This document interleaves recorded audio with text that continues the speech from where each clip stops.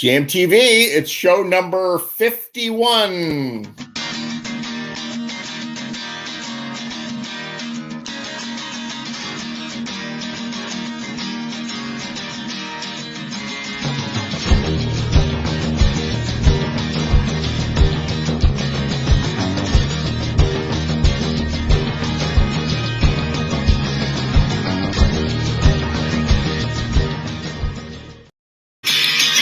Hey, Jam TV, it's show number 51. I have had a crazy week.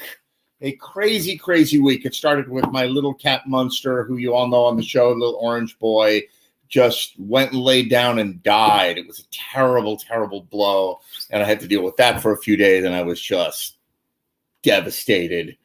So I'm dealing with that. Then I had a birthday. I had my 57th birthday a couple of days ago on Tuesday. And thanks, everybody, for your kind birthday wishes and all that. I got a typical Facebook birthday with 600, 700, whatever likes on Facebook. Appreciate that very much.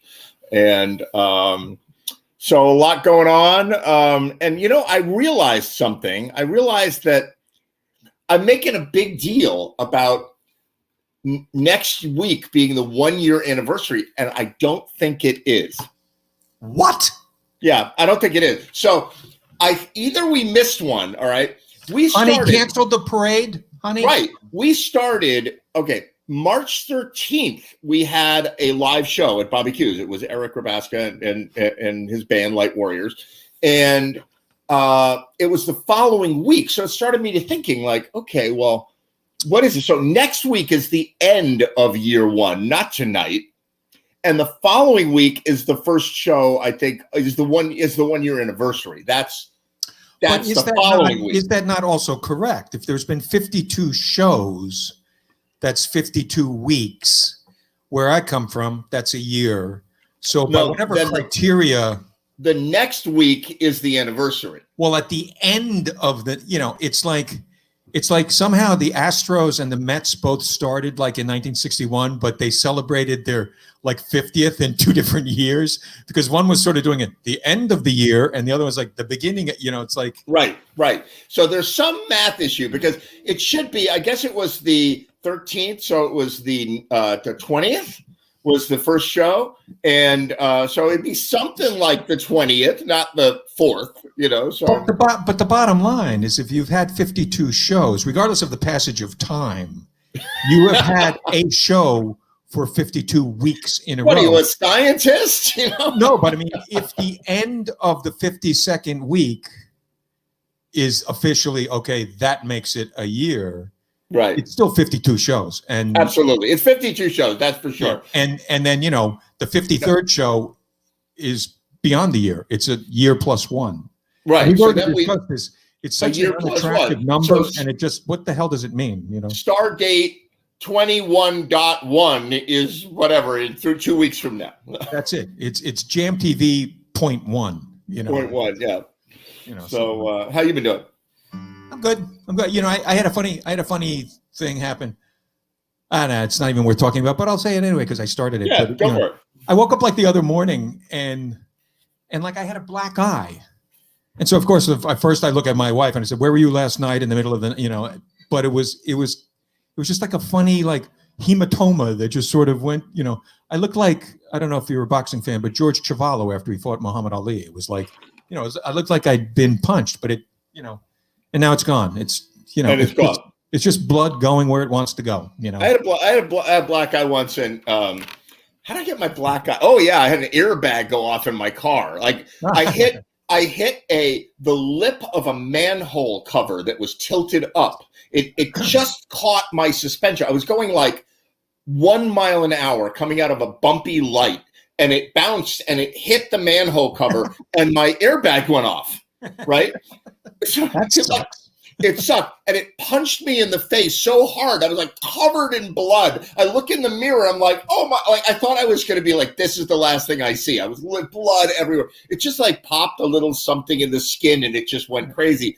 But I ended up with a black eye, and Guy took me to New York City to a friend of ours, Klaus, had an opening at a cool bar where he was showing his artwork.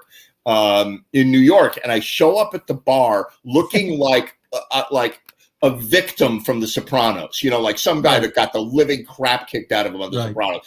And I like completely like all cut and whatever.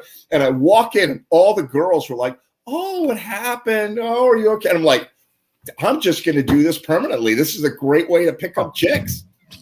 It's like, when I lived in New York for like 14 years. And if I had known then what I know now, I would have just become like a babysitter. And I would have gone through Central Park every day with a baby in a stroller. And everyone would have been like, "Oh my God, he's so cute. Is he yours? What's his name?" I'd say, "No, he's not mine, but I hope someday to have a family." There you go. My God, are you kidding? It was that's the move. With a black eye. You and the baby both have a black eye. That's the, you're like, I don't want to talk about it. I think my reputation just took a black eye. So what do you got for us? I have some songs, All right. So there's no theme here. This is just things I thought of about an hour and a half ago. No theme for a change. Go for it. No theme.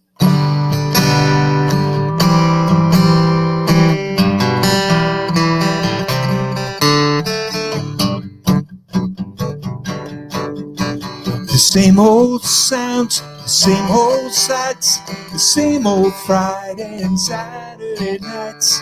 We're out all night, we must have fun. It's hard to go, but it has to be done. I'm gonna be relieved when I can finally stop. Do the Monday morning rock. Neon lights, pink and blue, a drink in my hand and my arm around you. The beat runs on to way past dawn. Doors open up, there's a day going on. It's when I know I gotta go home and set my clock. Do the Monday morning rock. Ooh, Monday morning rock. Ooh, we don't have to think and talk. Ooh, the Monday morning rock.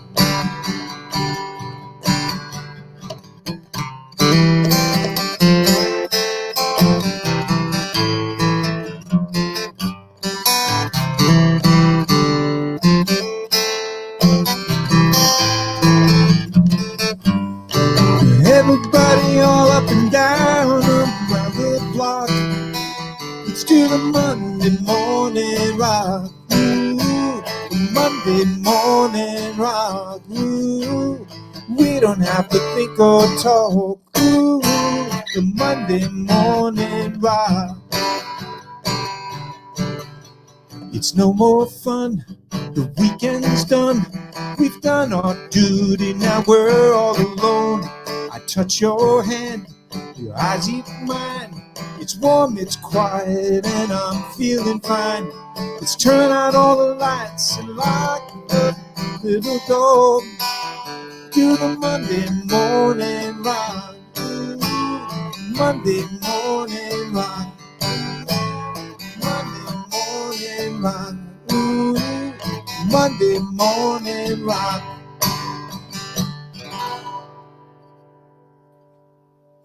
Talk about a happy-go-lucky song that has a Steely Dan bridge in it.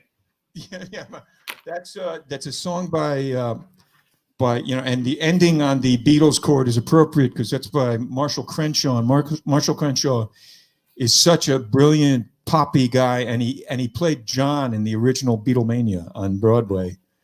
But in some ways, I mean, he's really brilliant. I don't know if I was missing your sound just then, unless you were just mouthing. Unless you were mouthing like.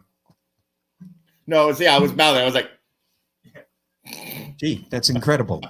How do I get out of here? Oh my God, week 52 can't come quick enough. Yeah. 51. To be honest with you, I remember when I started talking about we're going 88 weeks and everybody's rolling their eyes going, come on, like this isn't going to go to a year. This is going to go to a year. It's going to go to 88. It's weird. I have some friends, the bards, Neil Curry, and I got a message that there, and I'm not sure if it's with him and Michael Mugridge or John Flom or who the configuration is, but they're playing at the Roger Sherman on Friday, and I don't know what that means. I mean, Roger Sherman has kind of plastic stuff they can sort of, and they do have a covered porch, but I don't know what that means. I mean, there's I going don't to think be. that's legal yet. I mean, I'm not sure. Well, March 19th, they're all going to 100% capacity as long as you can stay 6 feet apart, and they're opening things. So we'll see if that's a mistake. We'll see if it's good. There'll be music. I know there's going to be some street music today in this summer in Westport. Looks like that's happening.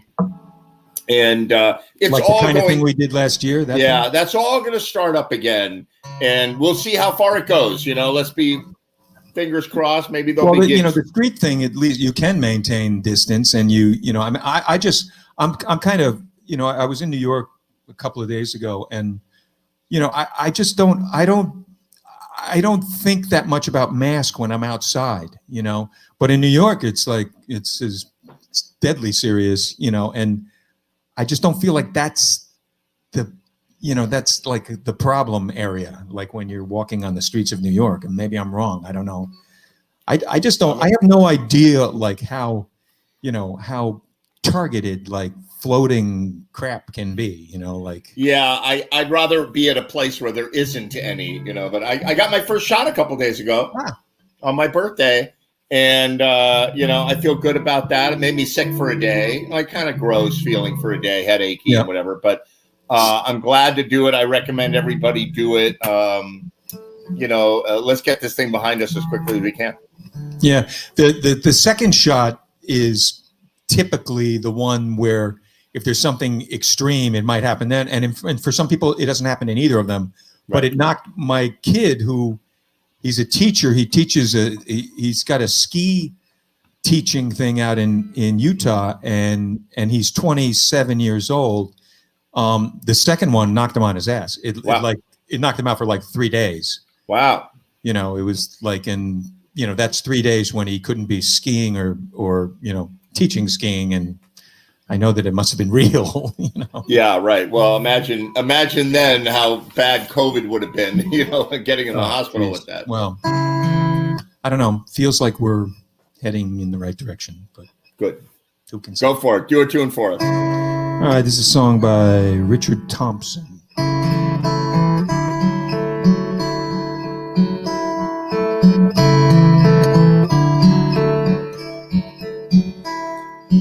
You and I, tempted by the promise of a different life. Time has fled. There's a constant battle running through my head. I don't know what to do, 'cause I still believe. After all the foolish things you put me through, I could always get a start on something new. And I'd always been a man who's open to persuasion.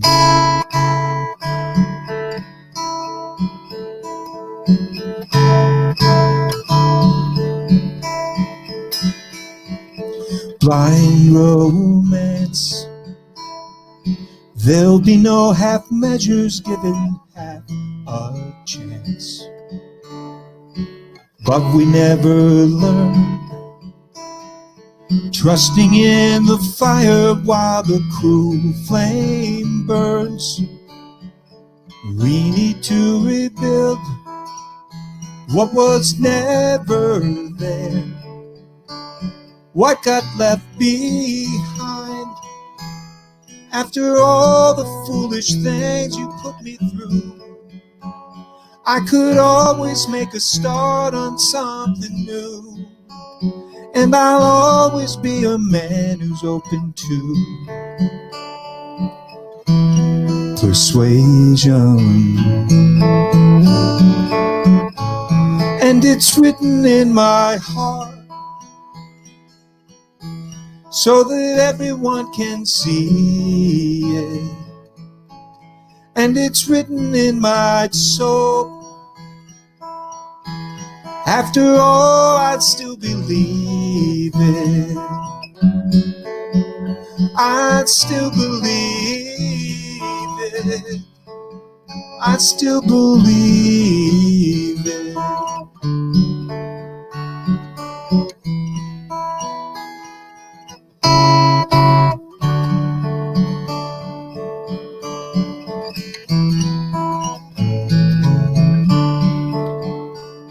I don't know what to do, 'cause I'd still believe. After all this foolish thing we've been through, I could always make a start on something new. And I'll always be a man who's open to persuasion.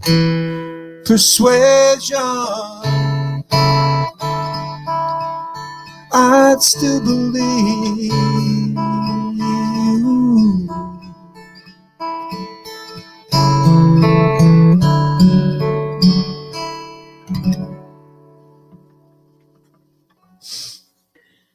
Grayson Minnelli's going to come on the show in a little while, and he's going to tell us all about the rules and regulations for Connecticut music makers. He's up to speed. Well, if Ray was making the rules, we would have been at 100% capacity about 6 months ago. Right, exactly. So that's good. So he's going to come on. For those of us interested in finding out what might be happening, he's got his ear to the ground in a big way. No, I'm curious. I mean, the crazier thing, as I think we might have talked about in week 50, or week 49 plus 7. Like having had COVID, the vaccination thing for me, like, what the hell does it mean? Do I have immunity for 90 days? It seems like they go back and, it's like everything is kind of in flux. And again, I'm not angry. I'm not hating anybody. I know everybody's trying the best they can do. And again, this is a particular set of circumstances that is somewhat, unusual. And, so far, we're kind of doing better than we were doing in 1918. But when you factor in our ability to communicate almost instantaneously, we're not really. We're like 513,000, and they were like 600, and they were doing it with telegraph machines. Yeah, back then, like the Pony Express was coming into town, and they're like, "Do you know anything about the virus?" And they're like, "No, we don't know anything." Now, like in 1 second, the world goes out. It goes out over the internet. I saw that movie. For people who are looking for things to. I saw the Tom Hanks movie. I forget what it's called. Maybe called News of the World, where it's in the Old West, and he's a guy whose job is just to go to towns and read newspapers that he's accumulated. Wow. And basically, he's the internet, on a horse. He just comes into town, and he'll have like 6, kind of like the current affairs thing that I did in 6th grade. He'll come there and he'll just read these articles. And I think there's something funny about that. That is kind of funny. And the problem now is that nobody knows. Like they got their finger on the exact pulse, and people are like, they're like, see the CDC. They're like, so do you think that people being inside with air conditioning could be affecting the trend? And they're like, I don't know. Like it's been around for 8 months. You don't know anything. They're like, not really. Don't know anything. It's And some of this is just, it changes, and then they have new variants. And then, to what degree it seems to me like the variants aren't as big a deal as they were originally kind of perceived to be. Or they're being downplayed. I worry now, like I was always worried when Trump was getting up and going, the cure's right around the corner. It's going to blow out. I'm like, no, it's not. He's lying because he has to lie. He has to. I'm not saying Trump has to lie on everything, but he has to lie to keep the economy. There's ample evidence of that. But but he's got to keep, he's got to show confidence as the president of the United States. Now, Biden, all of a sudden, it's like, yeah, we're opening again. Everything is great. It's like, yeah, I'm cautiously optimistic. We are way worse off today than we were last summer in terms of the numbers. And in terms of the numbers of people who have it or who are hospitalized, people who have it and people who are hospitalized, people who are dying, well, I mean, you have some pretty populated states like Texas who have just said, fuck it, like everybody, we're good, and Mississippi, you're right, Mississippi off. You lose Mississippi, okay, it's Oxford. It's sad to lose that. There's a lot of literary people. I can spell Mississippi, Texas, I don't know. All right, go for it. All right, this is definitely possibly a misstep. I'm doing an Aretha song that was written, I believe, by Stevie Wonder.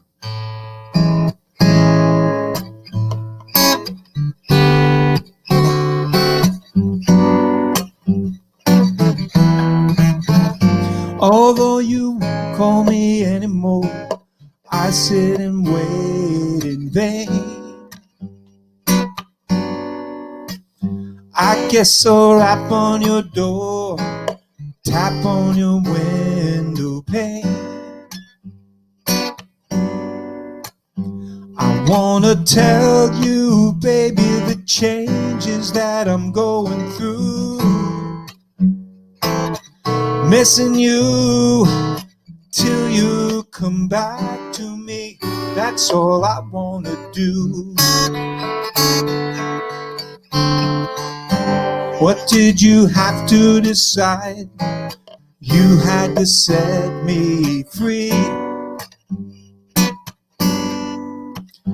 I'm gonna swallow my pride. Beg you please, baby, see me. I'm gonna walk by myself just to prove my love is true, all for you. Till you come back to me, that's all I wanna do.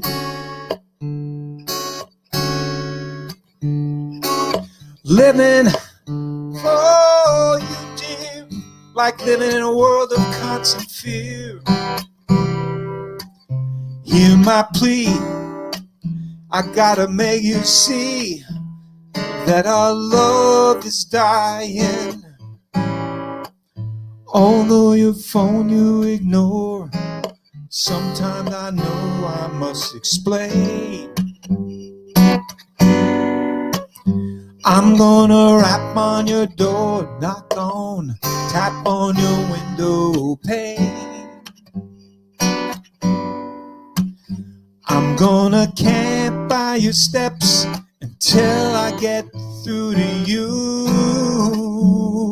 Gotta change your view, baby, till you come back to me. That's all I wanna do. Till you come back to me, that's all I wanna do. Till you come back to me, that's all I wanna do.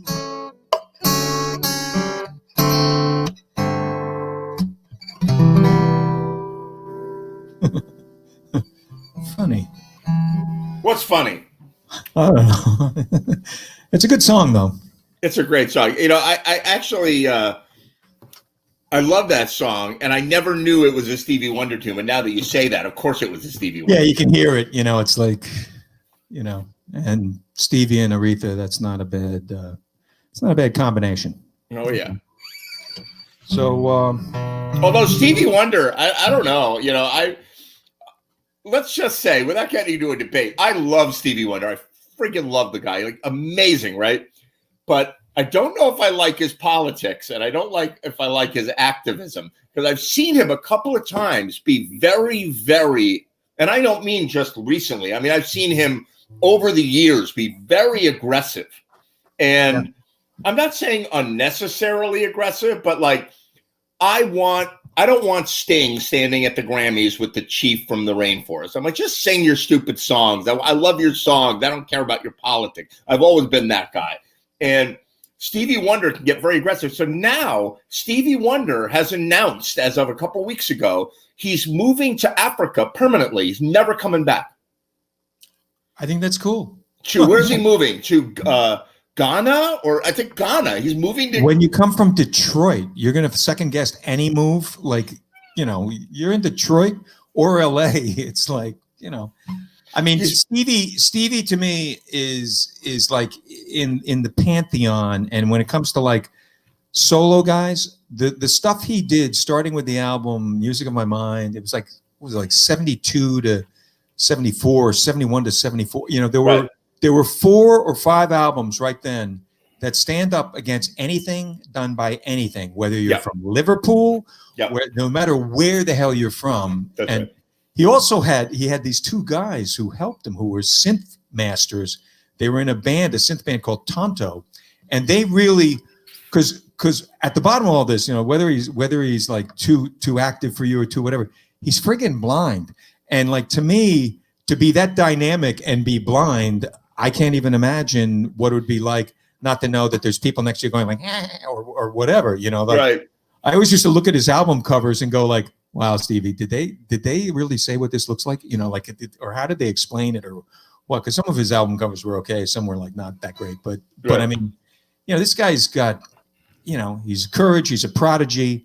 I'm a giant fan, but every once in a while, the guy makes me go, whoa, dude, whoa. But I mean, if he had done nothing but played harmonica, he would have been one of the greatest of all time. You ever see the clip on YouTube where he plays the drums?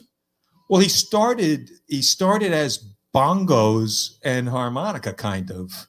And even had a song called Hey Bongo Man. And then there's a great recording, an album that they released, which is Stevie when he's, I don't know if he's 11 or something like this. And he's doing like these blues songs like, it breaks my heart, like Drown in My Own Tears. He does that song, oh my God, it's kind of like Steve Winwood where it's just like, okay, at 16, he's doing Ray Charles and he sounds like freaking Ray Charles. And right. I don't mean like he sounds like a guy trying to sound like Ray Charles. He sounds like Ray Charles. Yeah, right. Yeah, it's amazing when the cream rises to the top of music, they hit it right. Well, in boxing, they have a term pound for pound. And to me, Stevie is one of those pound for pound guys. Steve Winwood is as well. Steve Winwood, writer, keyboards, vocal, guitarist, arranger, whatever, like. Hate him. Yeah. If it was any good, he'd be on this show, and he's not. So there it is. There it is. Hello. Yeah. Show 843, we got Steve Winwood, Yeah, it could happen. That's it. That's in 20 years, If the apocalypse comes, then right. Well, somebody credible. I think the CDC released a document yesterday on how to survive the zombie apocalypse if it happens. Well, if you survive by learning the song, it's the time of the season. And then there's no zombie that would give you crap for that. It's their biggest hit, for Christ's sake. Good stuff. All right, play one more. Okay. What will I do? Let's see. I was going to go deep. I'll do something. I'm going to go like the opposite of deep.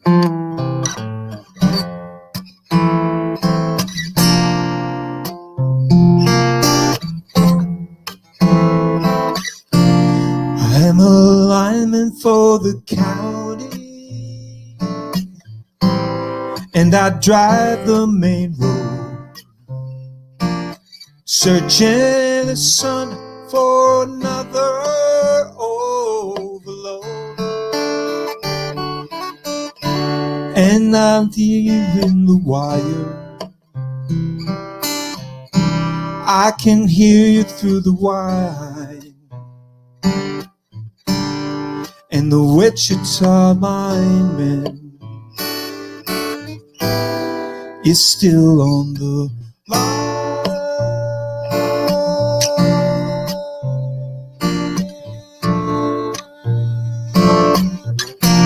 No, I need a small vacation, but it don't look like rain. And if it snows that stretch down south won't ever stand the strain. And I need you more than want you. And I want you for all time. And the Wichita lineman is still on the line.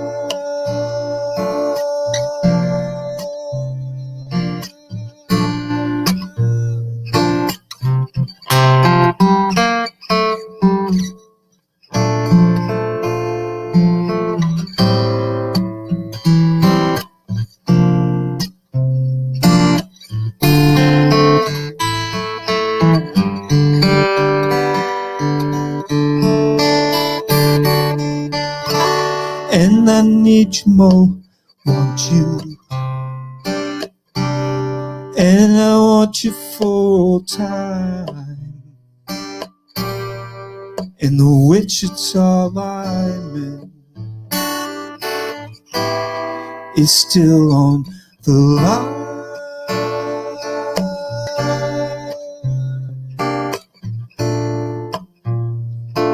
Now the flugelhorn.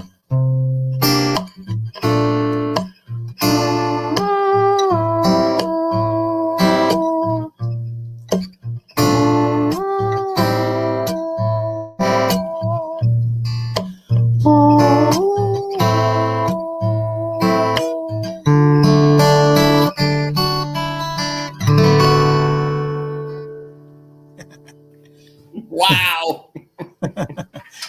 You know, I did that song with a band. You know, I used to put on these shows at Pinckney Park in Rowayton, and they were sort of big shows. They did 4 years in a row, and then the fifth one got screwed because I had a heart attack and a blah, blah, blah. But for that particular show, which was a California show, we called it a California show. Jim Clark, you know, if you know Jim Clark, the great player, the horn player that we had, I think it was Crispin. I'm not sure, but he had to go play with like Lou Graham or something from Foreigner. I don't know. He got like a gig, and so you know, Jim Clark subbed in, and he learned like, I forget, we did like 40 songs. I mean, honestly, I do song. There's no break, and you know, there's a core band, and then we just bring in people. But Jim learned like 40 songs, and so we do that song, and he comes up and he plays like the flugelhorn, you know, and I'm just like, damn, man. He plays the soprano sax on this, you know, this Ricky Lee Jones thing. He plays the flute on the, you know, all the leaves are brown, you know, California. Right. But this is a shout out to Jim Clark. He is a great player, and he's a mensch on top of it. But he learned all this stuff in like 5 days. That's right. That's unbelievable. And he didn't know it either. You know, like he didn't know that stuff. He's more of a jazz head, really. But he is a consummate musician. And where was that?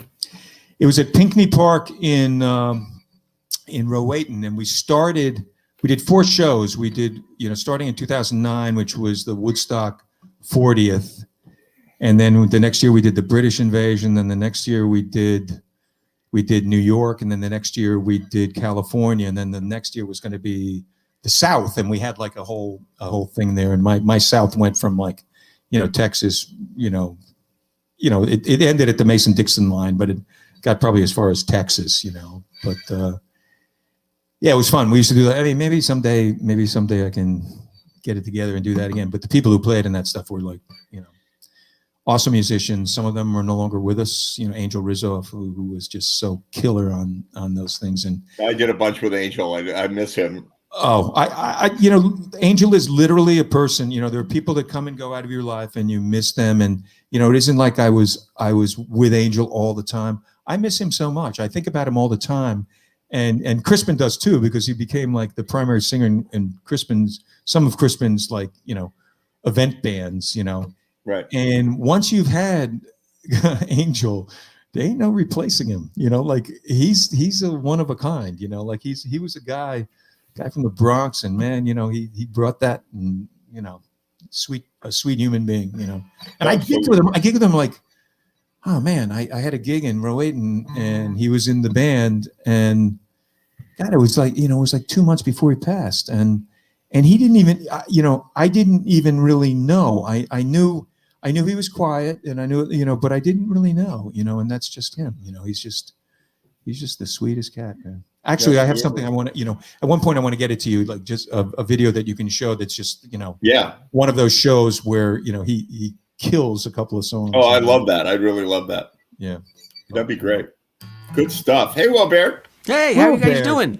Well, we're having fun. We're blabbing. We're letting the hours and the minutes tick away. I'm loving it. I want to have the flugelhorn thing on my voicemail greeting so that I can have like this chill, like, hey, this is Will Bear, and you're in the background. Yeah, I don't want an actual flugelhorn. I want Bill Nolan going. Exactly. That's what I want is Bill. Yeah. It's going to be pretty much. He can kind of it's take the it where mellow it goes. side of Will Baird. You know him as a shredder, but no, this is the mellow side of him. Exactly. It's all about mood. Yeah. You know who can do that too is Otar. I don't know if you guys know Otar. Otar wandered into the jam at Peaches once, and he had this woman with him, and he was sort of a cool character, and I went up to him and I'm like, he played and he was really good. Like, you'd love this guy. And he comes on the show sometimes, rarely, whatever. And I said, so, who are you guys? Like, where did you come from? And the woman looks at him like they're in the CIA. And I just like, and she goes, we're bankers. And I go, oh, bankers? I said, what kind of bankers? They go, international bankers. I go, oh, well, I used to do finance internationally. What bank are you with? And they looked at each other and like, just international banking, right? I was like, what a weird thing. It turns out he's an emergency room doc in Norwalk, right?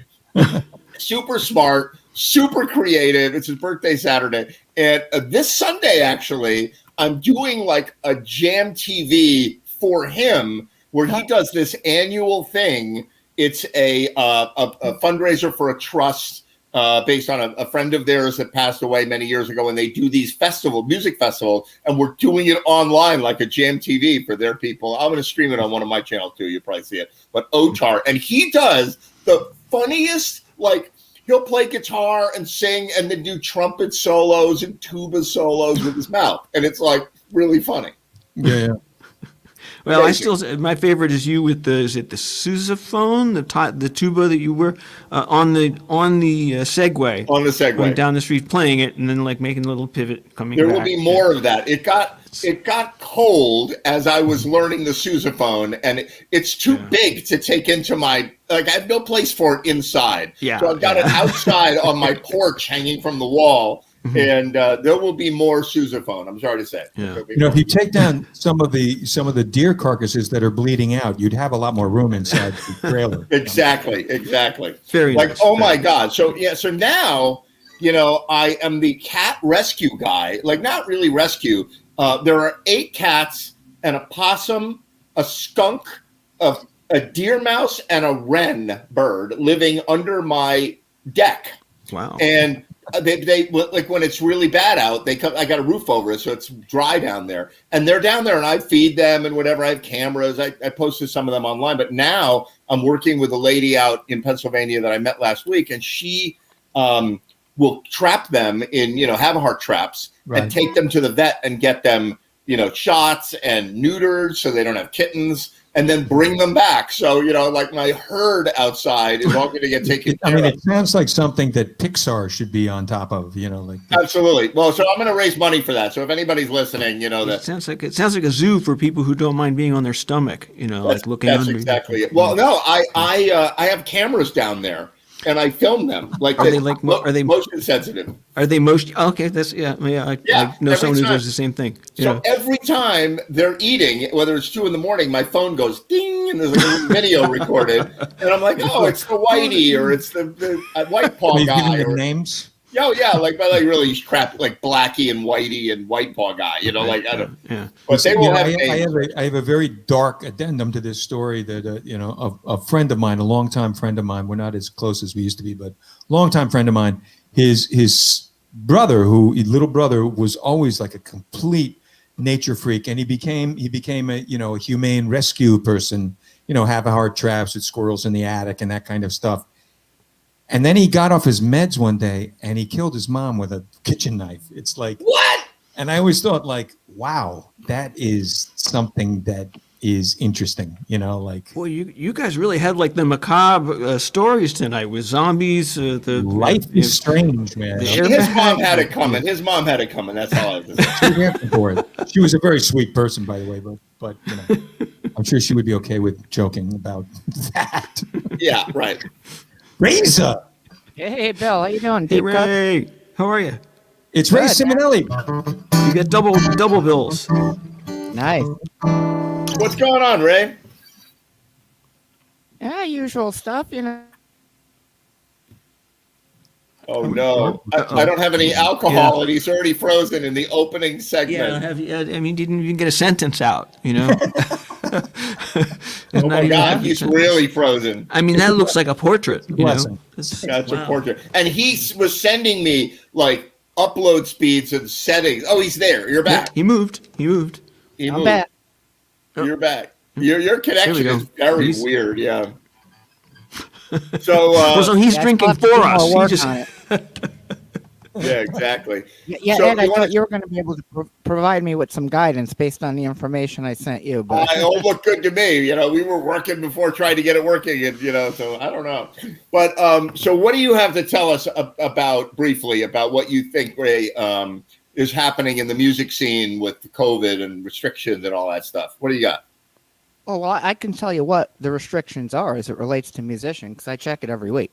Well, it changed today. Today, I watched the governor talk about it. Today. So, and he was saying that March 19th they're opening up to 100% capacity at venues, but I don't know how that affects live music. Well, there's one thing that he stipulated: no peaceful, easy feeling. I heard that was part of it. That's not allowed. No, the changes that are coming on March 19th doesn't do anything for musicians, and quite frankly, even for the restaurants, it's really not a big change. Sure, they're removing the capacity limit, saying, okay, you can have 100% capacity, but you have to keep in mind all of the other restrictions are still in place. You got the masks, you got the tables 6 feet apart, no more than 8 people in a party at a table, 11 p.m. curfew.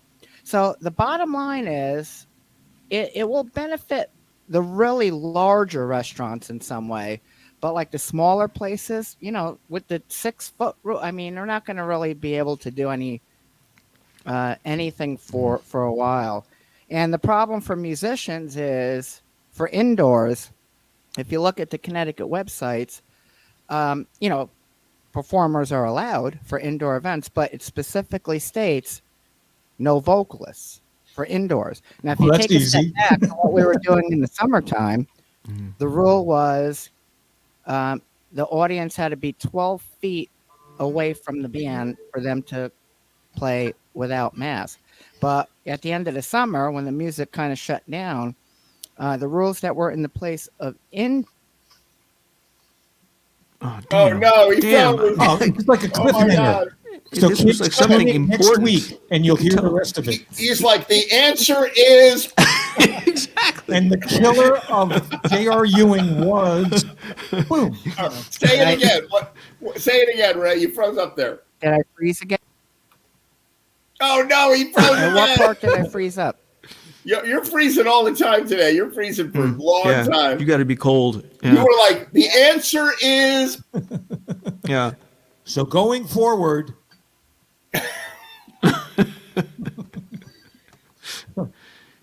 Yeah, he's like, You're really this is bad. He's got it bad. The thing about the 6 foot thing is tough.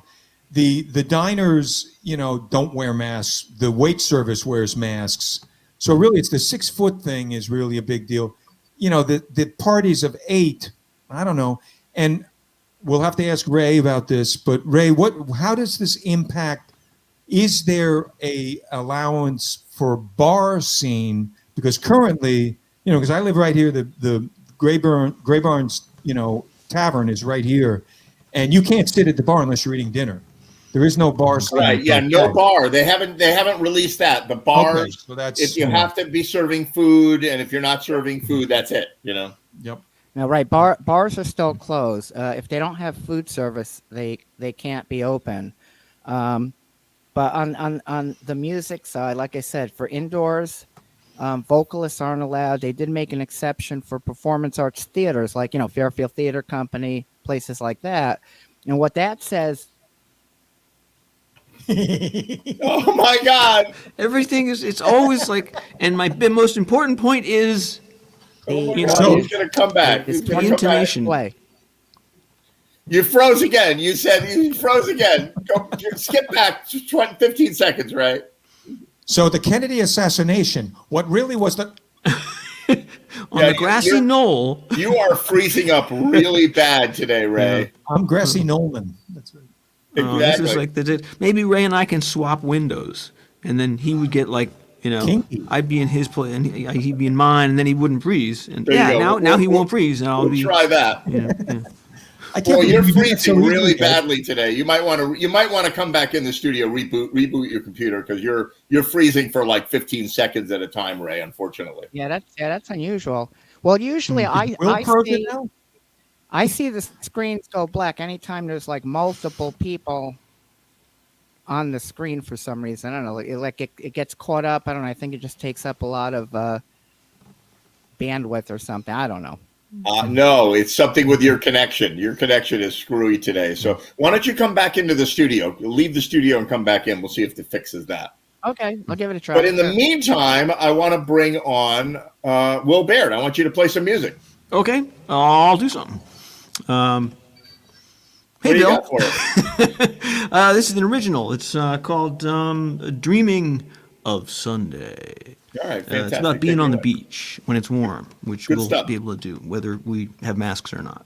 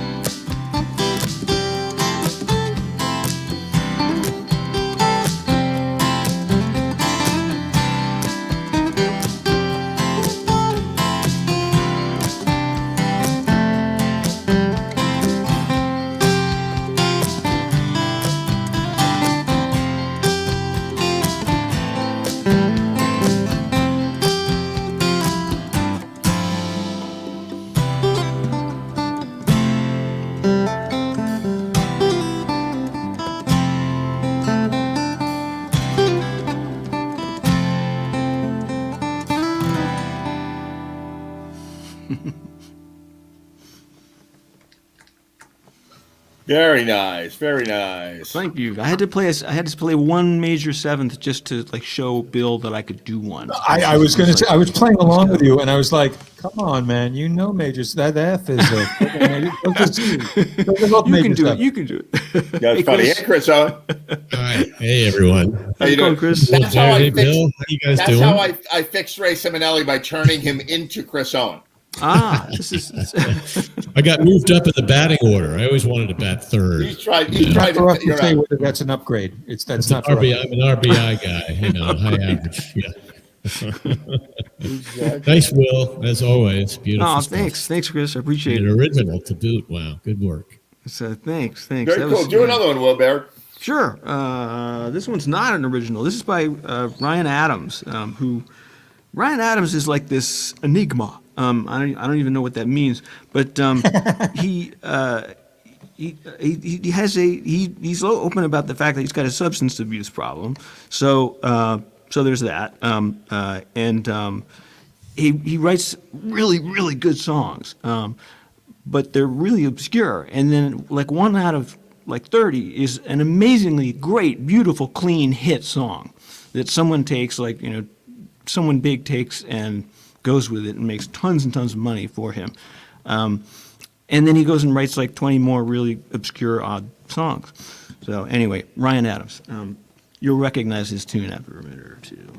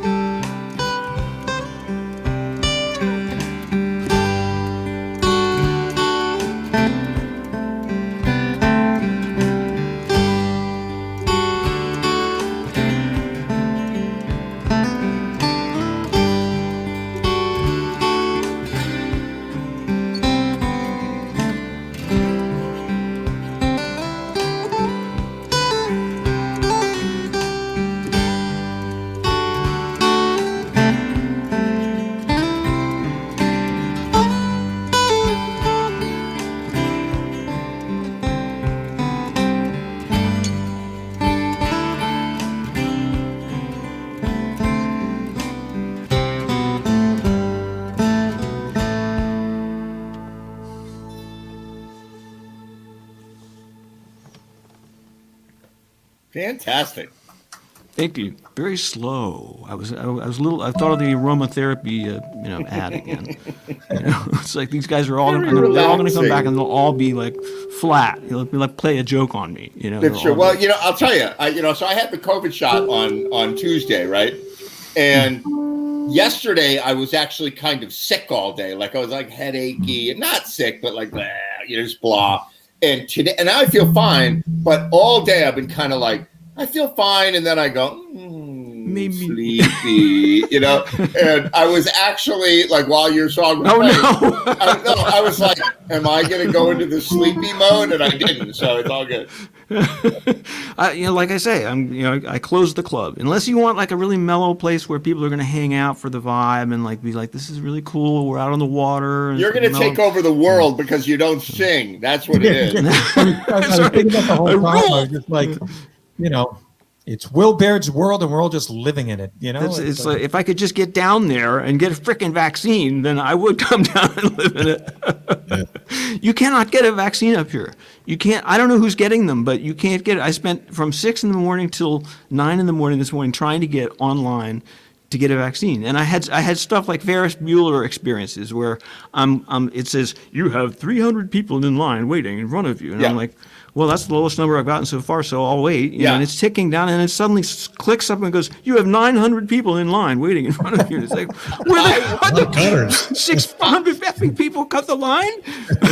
Did we say 300? We meant 900. I went through hell for hours and hours trying to get it, and then I called my doctor's office, and I said, I'm going through hell, and I want to get the shot. I was setting them up to say, sorry, we don't do that. And they said, actually, we turned one of our offices in Stamford into a COVID shot center, and we've got appointments all day tomorrow. What do you want? We got plenty of supply.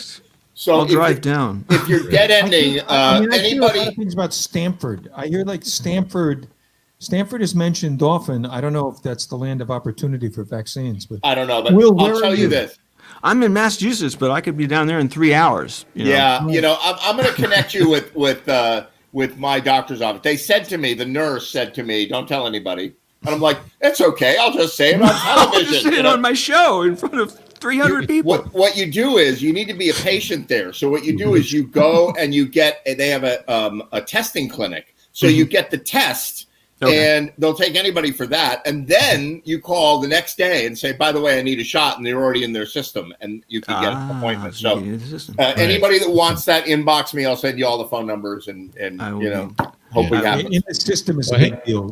Being in the system is a big deal. That's like, Yes. And they said the way you get in the system is go have a test at our testing center, and we have to input you in our system. And then when you call, you're already a patient. That's how they look at it. Right. Yeah. It's just a coincidence. I was a patient at this place, and they opened up a big center. So, Stanford Hospital.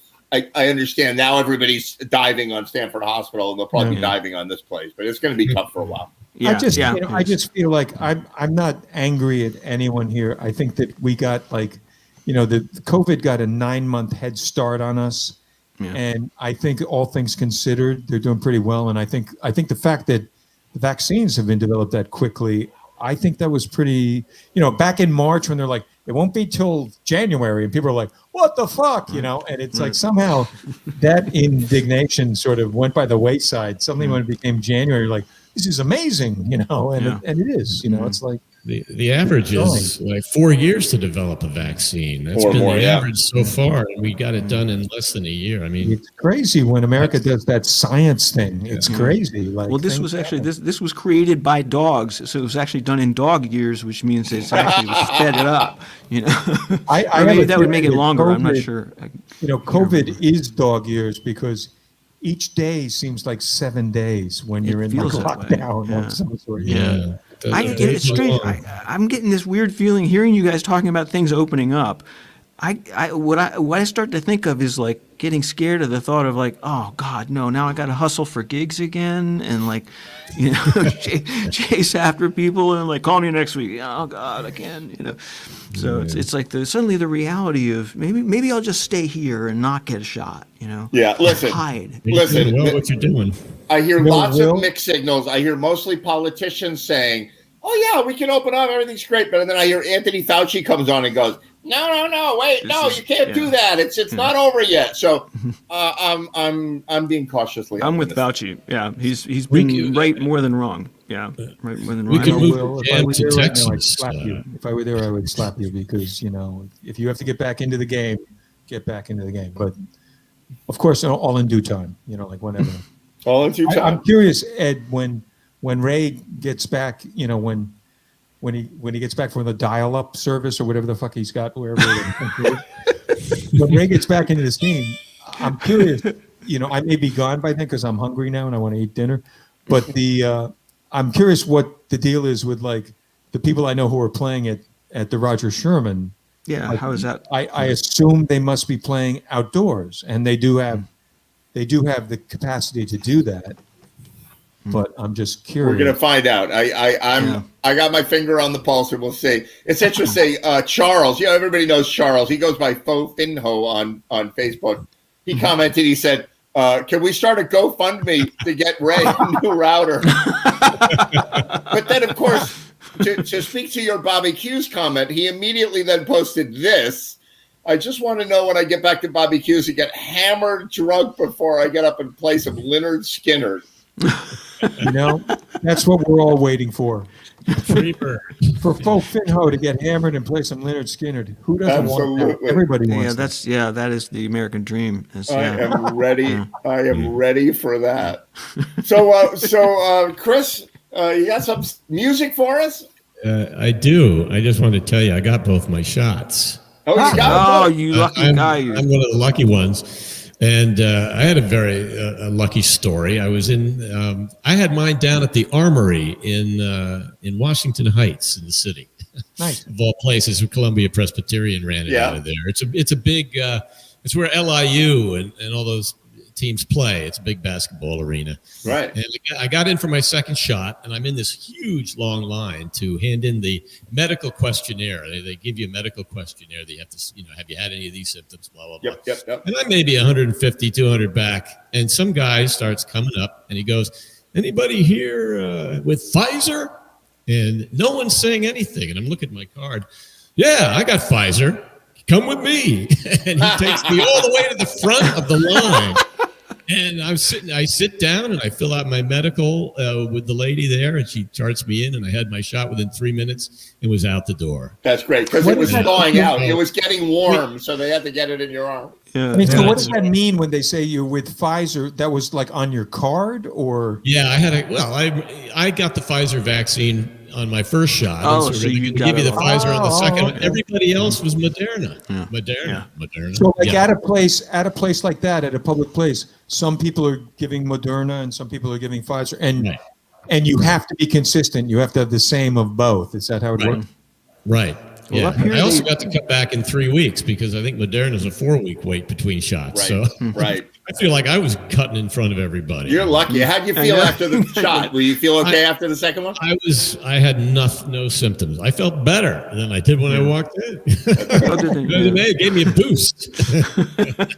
You're hoping for a third shot. You're hoping for That's right. I want to do it again. Yeah. Maybe just Johnson & Johnson. We may have to, actually. Right. You want to go for a different brand name, I watch Jeopardy, and all it is all of these medicines for people that I assume they're targeting as baby boomers for the Jeopardy crowd. And it's like, it's all these random, they like make up these names like Traversa, Yeah. Ask your doctor about Kukakok, whatever, and I just wonder, like, as a media buy, is there anybody like watching this who's watching Jeopardy who watches this and then goes to their doctor and says, I saw a commercial for Eliquik. Can I get some of that? I don't even understand what it is, but I know why they're targeting, because they're people my age. Somebody's living in the south of France drinking champagne every day coming up with those names. They sound that way. They're hilarious because they have nothing to do, because they give you the name of the thing, then they give you the scientific name of it, and it's like, not even close. Oh my God, the generic name! It's like the pharmacist calls and says, Fluoxetol, Yeah. Well, the pharmacist will call and say, "Do you need more of your amlodipine and blah?" And I'll say, "Fuck you! You mean Norvasc, right? Is that what you mean? Because I don't know what she's talking about." They should Just use outlaw the those brand name. commercials. Somebody spent a lot of money, like on an ad agency, to come up with something that was memorable. Will you please use that? You know, But They're it's like, not yes, we memorable. could It's like, I don't know what it definitely. is. sore subject. They're like, we could definitely give you that, but we're going to charge you 8 times the price. If you want the generic, you have to pronounce the generic And name. I'll take the amlodipine. You may want to go to Cuba to get this prescription filled. Yeah. Canada is not that far away. Canada, exactly. Yeah. Nova Scotia. Yeah. Take They that. won't let us in. Like the border's still closed. The Canadians are like, "Here, you guys, you're not coming in here, eh?" Yeah. You know I what? just You're kind of love infected. that. I kind of You love that people the are whole contaminated. idea of the border has been turned around a little bit. They have been wanting to tell us to get out for the longest time. You know? We are the lepers now, you know. That's right. Yeah. They're like, What about the Americans? man? You could go they're to like, Molokai. Donald Trump, you think you have a problem on your southern border? We have a bigger problem on our southern border. That's right. Oh my Lord. Oh my God! All right, Chris Owen, let's see what we got here. Okay, well, that was beautiful, Will. And I'm going to destroy the mood by doing a song about a salamander. I'm up for it. I'm in. Amphibian. Awesome. Varieties of spice. This is one of my heroes' songs, Ian Anderson. You know, Too Old to Rock and Roll, Too Young to Die, I think was the name of the record. And it's in Dadgad tuning. So the songs tonight I'm doing in Dadgad. I haven't done Dadgad yet. I've done C and regular, but this is called Salamander.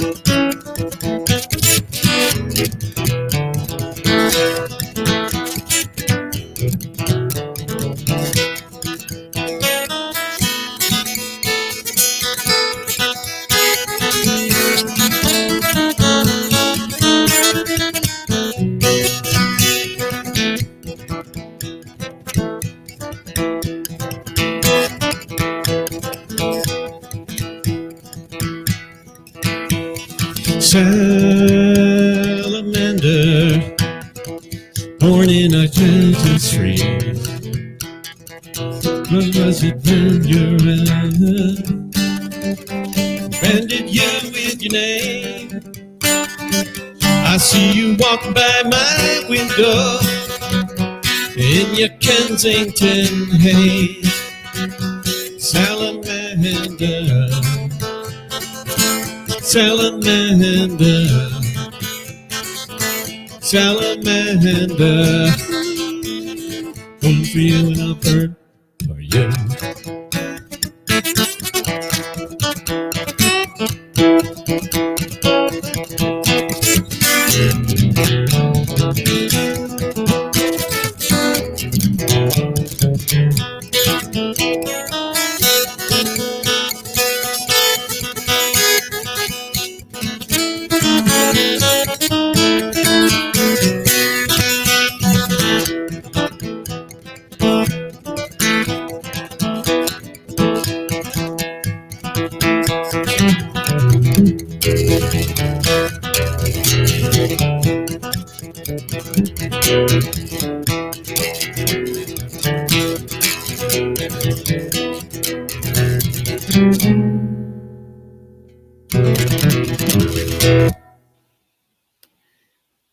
Great ending. That is a really, really cool tune. That is awesome. I love the ending.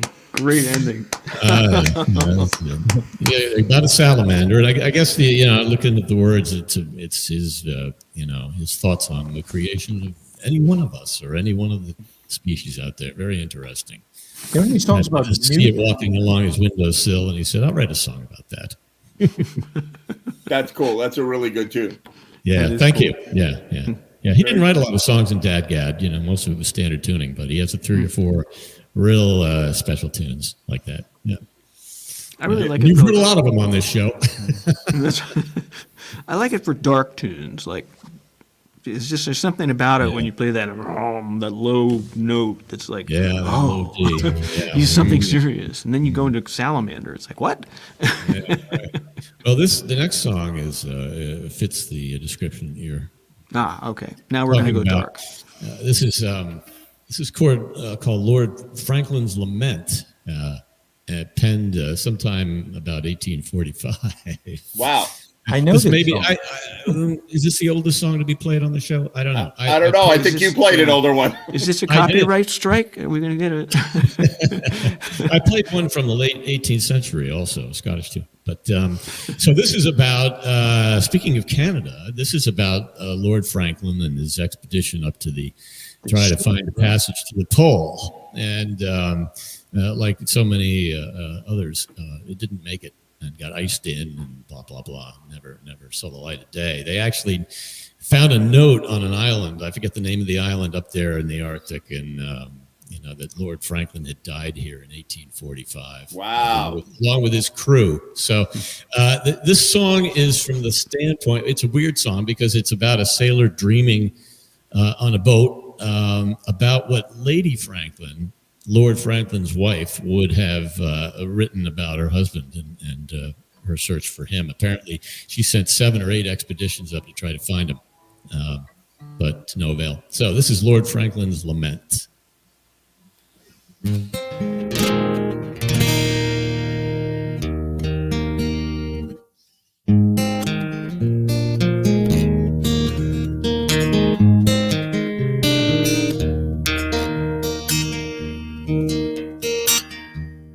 Homeward bound, one night on the deep,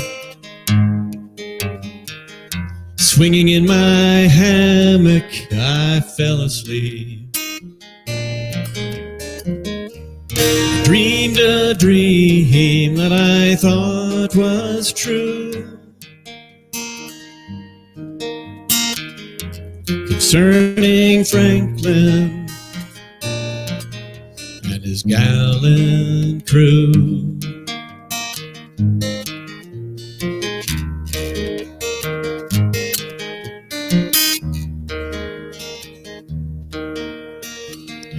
With 100 seamen he sailed away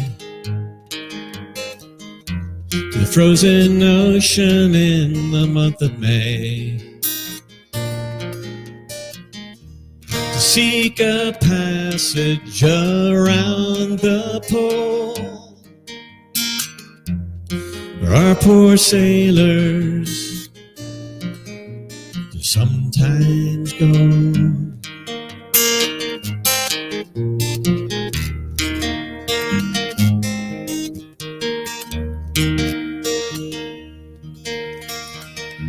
Through cruel hardships they vainly strove, their ships on mountains of ice were drove. Only the Eskimo in his skin canoe was the only one to ever come through.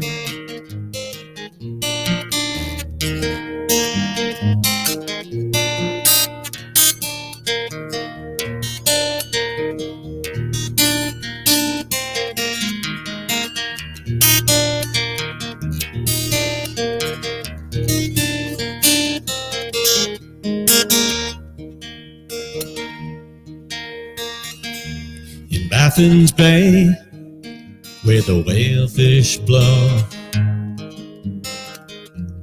the fate of Franklin no man may know. The fate of Franklin no man can tell. Lord Franklin alone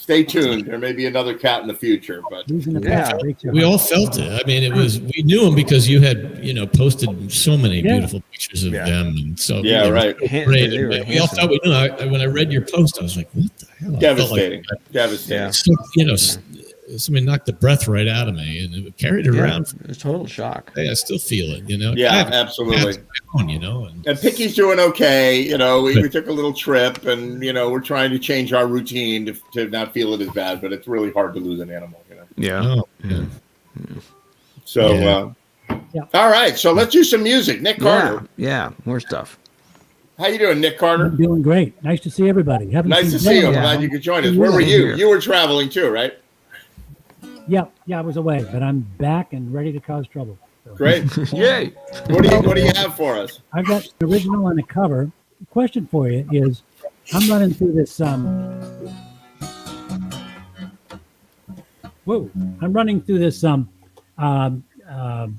processor, and I'm just.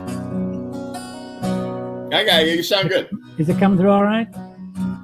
I did an open mic a couple nights ago, and the host was up in Vermont, and they thought the guitar was breaking up the signal. So. Sounds okay. Okay, you got headphones on. He did not. So here we go. This is for anybody who likes bourbon, especially if it's a she.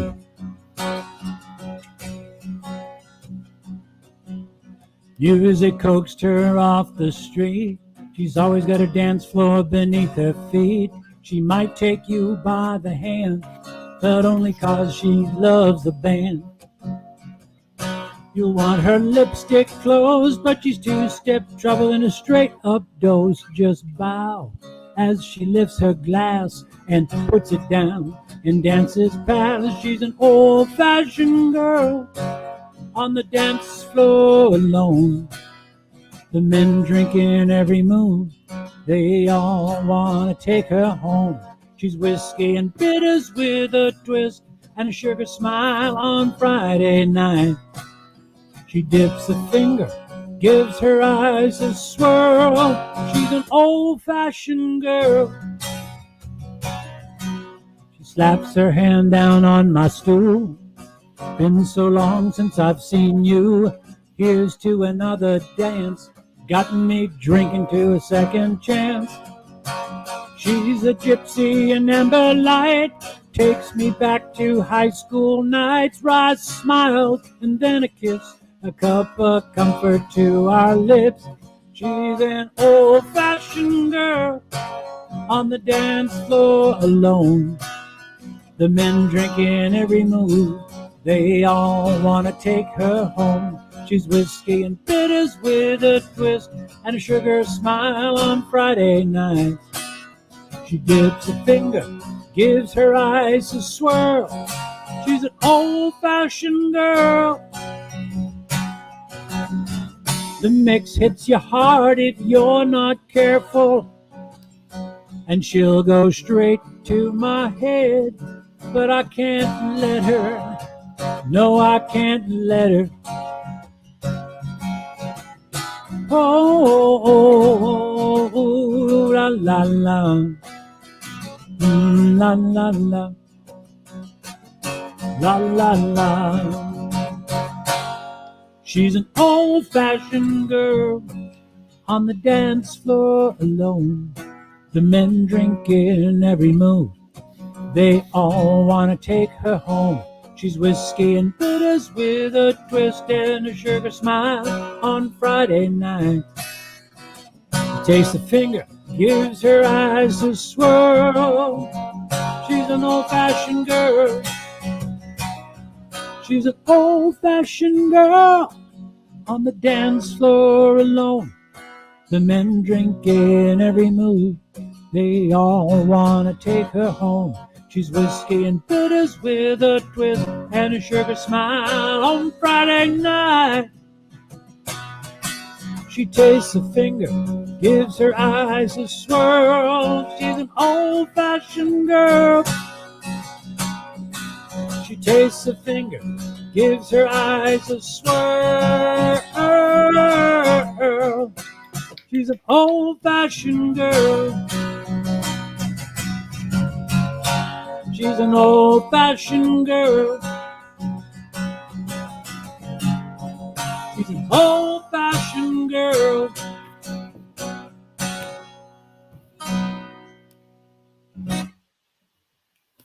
Very nice. Thank you. Written for a friend of mine who lives in California, but she loves bourbon. And, you know, it's funny. It's like, I've never really been a bourbon drinker, but so I tried this recipe of bourbon, a little bit of maple syrup, not sugar, bitters, and a twist of orange. Wow. And over ice, stirred it up. You know, it's not half bad. Very cool. Yeah. Maple syrup and bitters. Yeah, kind of an odd combination. It's, you know, they say a cube of sugar.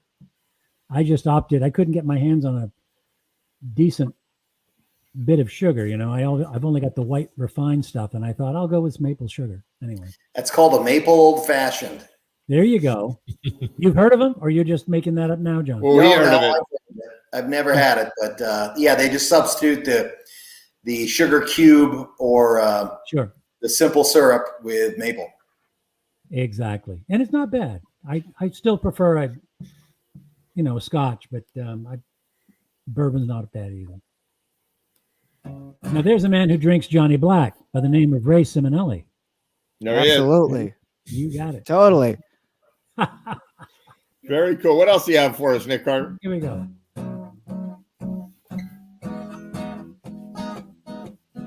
This is a Martin Sexton called Diggin' Me. How's about a cup of not coffee? Okay, tea. That's fine with me. Meet at 8:15. All right. 6:30's fine. Just be with me. Any time of day, any place you say, just look like you do. Oh, it's my lucky day. I am here to stay with you. I'm digging me, digging you, digging me, digging you. I'm digging me, digging you, digging me. Later at the thrift store, shopping for a gift for you. I could ask you back there behind the rack of shoes. What's that over there? Such a pretty pair. That's us in the blue mirror. Oh, such a vintage view. Posing here with you. I'm digging me, digging you, digging me, digging you. Yeah. Digging me, digging me, digging you. All of my life I've been holding on. All of these years I've been waiting so patiently. All of this time I've been holding out for only you.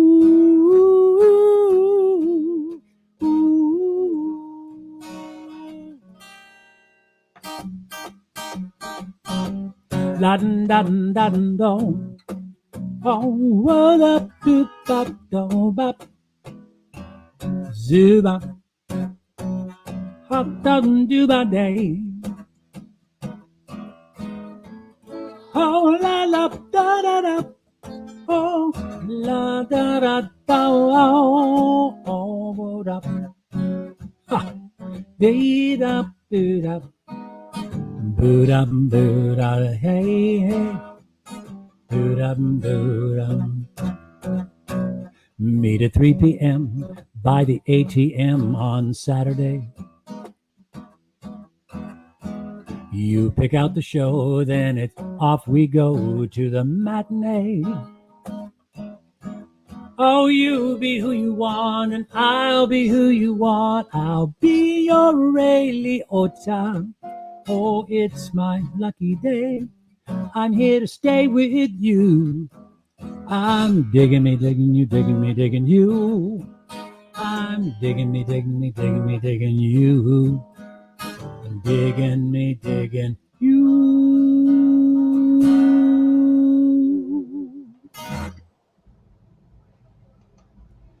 So a little off the wall, something I don't usually do, but I thought it was. What is that? Is that one of yours? I wish I could say it is. It is not. It's written by Martin Sexton, and it's off an album called The American, I believe, an older album. And he's a very interesting, he's he draws on a lot of traditions, but this is kind of a jazz pop feel. And I don't usually tackle stuff like that. And it takes, whatever. It's a different rhythm, harmonic shapes, that you play in the guitar, and kind of fun. That's really cool. Yeah, nice to hear you play tonight, Nick. Really great. Good to be with you guys. Thanks again. Good to see you.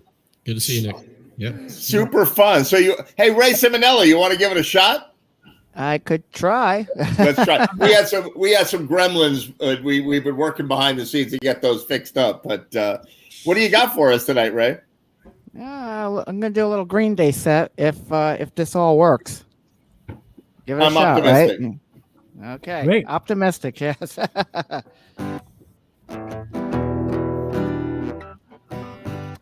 right, here we go.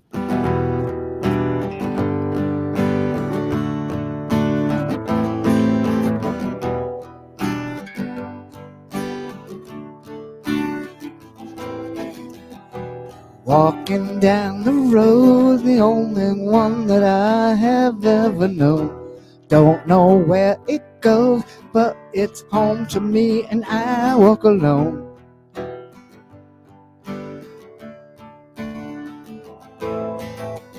I walk these empty streets of the broken hearts of broken dreams. Don't know where it leads, but it's home to me, and I'm all alone. All alone, I walk alone.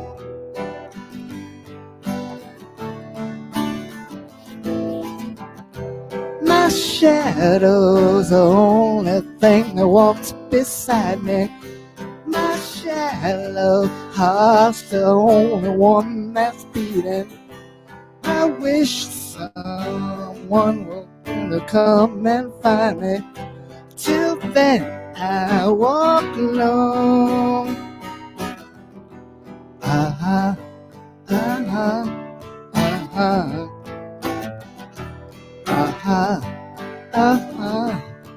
ah.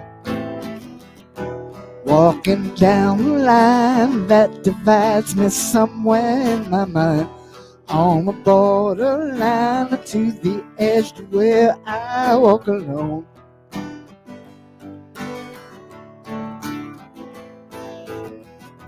I read between the lines of what's fucked up and everything's alright. Check my vital signs to know that I'm alive, and I walk alone. I walk alone, I walk alone. I walk alone, I walk. My shadow's the only thing that walks beside me. My shallow heart's the only thing that's beating. I wish someone out there will find me. Till then, I walk alone.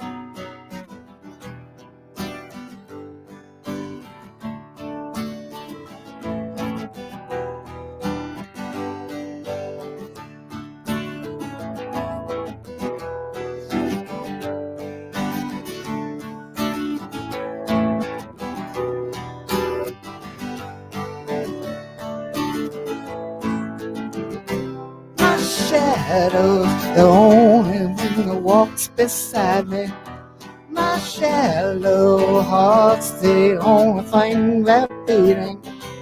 I wish someone out there will find me. Till then, I walk alone.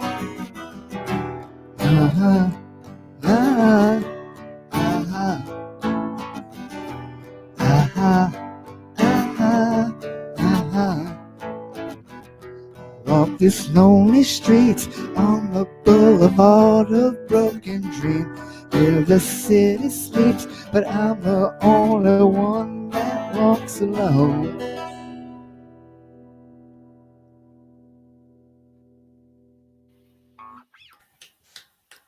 Nice. Golf claps. Really nice. Nice, Ray. We're gonna have to trade. Freezing? No, we have to trade in our drinking game. You need to go back to whatever you were doing so we can drink if you freeze up. I know. I'm disappointing people. We can drink if he doesn't freeze. Bourbon. Yeah, you know, they keep changing how the system works. So we tried some new stuff, and obviously it worked, Ray. Whatever we did, that worked. Yeah, no, your suggestions were good. Thanks for sending them to me, at least so far, right? Yeah, exactly. Totally. So what else you have for us? More Green Day? More Green Day. All right. As always, this goes out to Karen.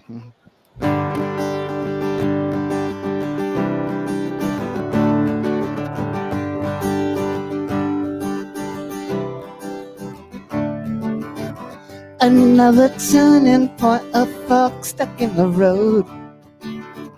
Time grabs you by the wrist, directs you where to go. So take the best of this test and don't ask why. Time is something unpredictable, but in the end it's right. I hope you have the time of your life.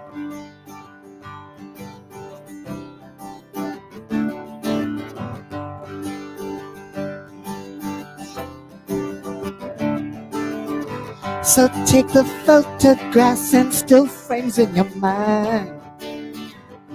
Hang 'em on the shelf in good health and good time. Tattoos and memory and their skin on trial. For what it's worth, it was worth all the while. It's something unpredictable, but in the end it's right. I hope you have the time of your life.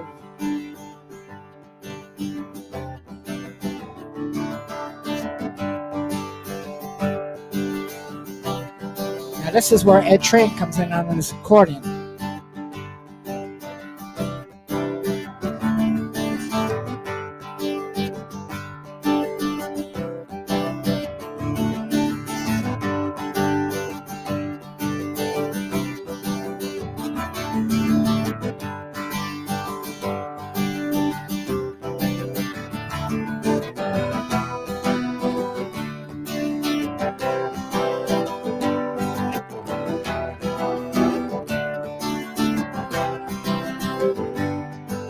Something unpredictable, but in the end it's right.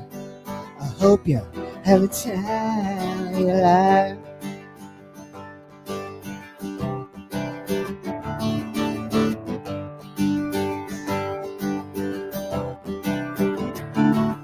It's something unpredictable, but in the end it's right. I hope you have the time of your life.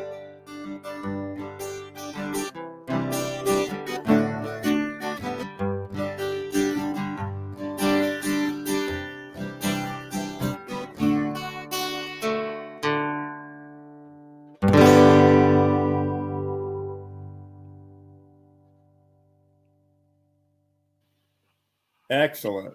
Yeah. And there you go, Little Green Day. Nice work. Hey, Ray, do you know 21 Guns? 20? No. Green Day's 21 Guns? Ooh, wow. I do not know that one, no. Great song. They have a lot of good songs. Yeah, I don't know much about the band. Other the ones you played, I've heard. And 21 Guns, I did in a band years ago. Oh, it was cool. fun to play and very melodic and not too difficult, basically. So, Ed, how much of the musician rules conversation did I get through before Not that much. Out? Do a quick recap on it. Okay, this is specifically for musicians performing in Connecticut during the pandemic. 2 rules. First, outdoor rules that we're following in the summertime. Very straightforward. The audience had to be 12 feet away from the band outdoors in order to play. Once the warm weather ended, now we're in the winter months. For indoor performances, Connecticut does not currently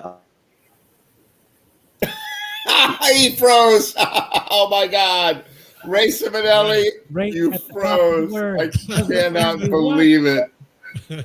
Doesn't currently what? Well, we made it through his set. That's unbelievable. Phenomenal.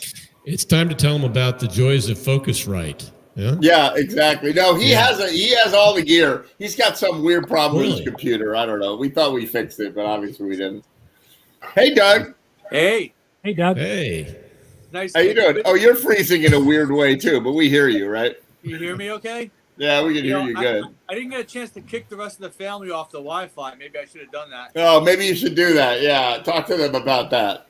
But yeah, we're gonna have John Ledbetter play a couple, and then we'll have Charles play a couple, then we'll have you play a couple. Cool. How you doing, Johnny?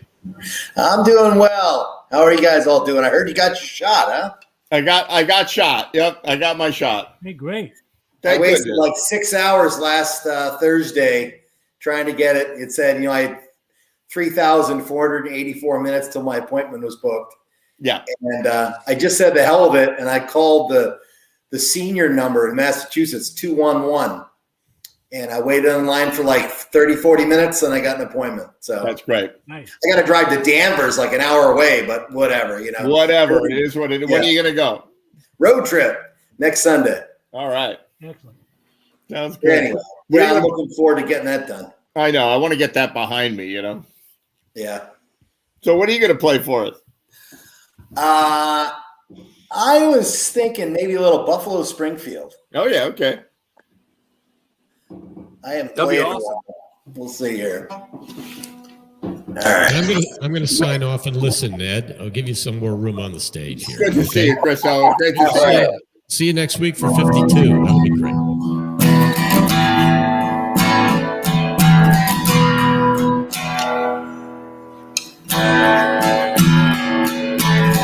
There's something happening here. What it is ain't exactly clear. There's a man with a gun over there telling me I got to beware. Stop, children, what's that sound? Everybody look what's going down.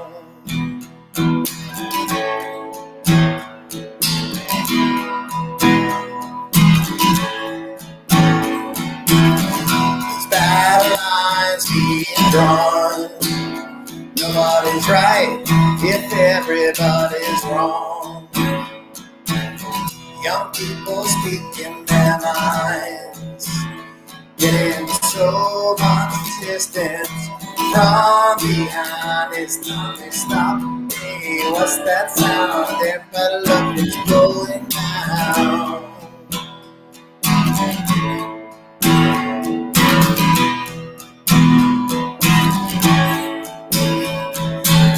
What a feeling for me. 1,000 people in the street, singing songs, carrying signs, posters saying hurry for our side. Stop chilling, what that sound? Everybody look what's going down.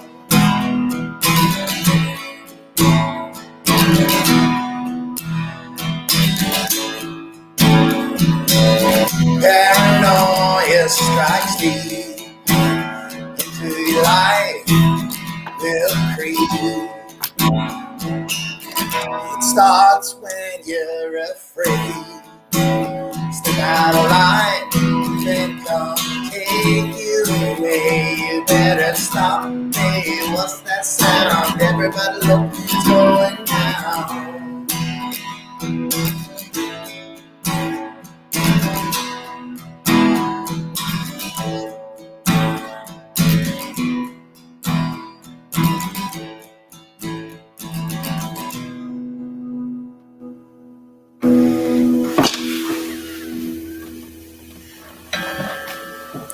Nice. Well, there you go. I haven't played that one. I think I've only played that once before. Yeah, that's cool. You do that well. Thank you. You got to hang on 2 seconds. I have to plug in my laptop or it's going to die in about. No, that's really funny. Yeah. I saw this happen on CNN the other day. A guy had to get up and plug. No, I'm just kidding. But you know what's funny is like everybody's doing this from home now. Like all the news people, the local news people, or the weather people, or whatever, they're all broadcasting from their houses. And you can tell that they tried to make it professional, but they just sort of hobbled it together like we did, you know? It's the same thing we're doing. Although, you know, it's funny. I'm in my new four-season room, so I've got a little natural echo because there's no furniture or anything in here yet. I can see that. Yeah, that's really cool. Nice. Yeah, it was the 3-month/7 month project. That's very cool. And are you freezing out there, or you have heat? No, I have heat now. They're installing the floors. The guy will be done with the interior next week. Fantastic. Yeah, it's just a weekend crew. It's a friend of mine that I know, and he's an IT guy, but he's been doing construction for his entire life, kind of on the side. He really likes doing it. Right. So I thought I'd let him do it. Anyway, kind of fun. Excellent. What are you going to do for us now? All right. How about a little James Taylor? All right. Never a mistake. All right.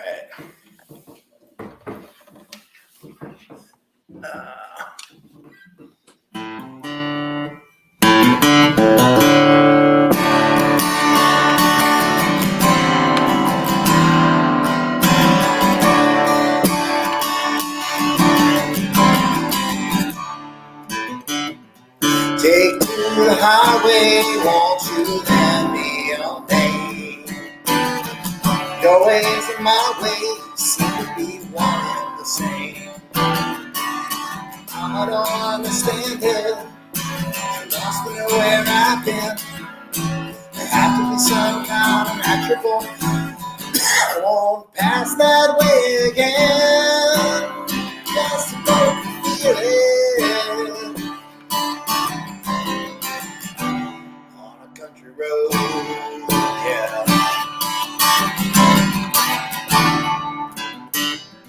Sail on to Jesus, won't you, good girls and boys? I'm all in pieces, you can have your own choice. But I can see a heavenly band full of angels and they're coming to set me free. Don't know nothing about the why other when I can't tell you that it's bound to be. Just know I can feel it. On a country road, yeah.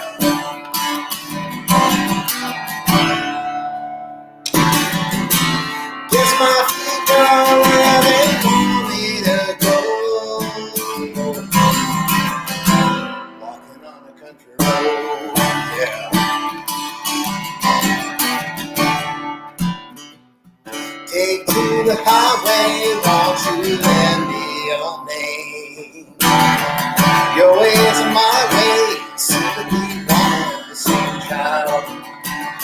I'm gonna understand it. You want to know where I've been.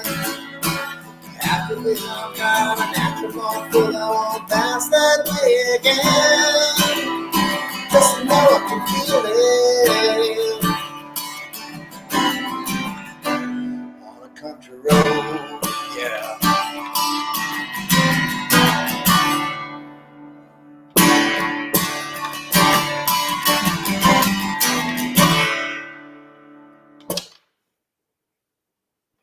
Little country road. Fantastic. All right. Good stuff. So what do you have an iPad with all your giant repertoire? You're always like, let me see what I can do. I'm gonna Yeah. You know, I know about 30% of like 200 songs, which means I can do nothing without something in front of me. That's cool. But too many Grateful Dead concerts with Todd Humphries. What can I tell you?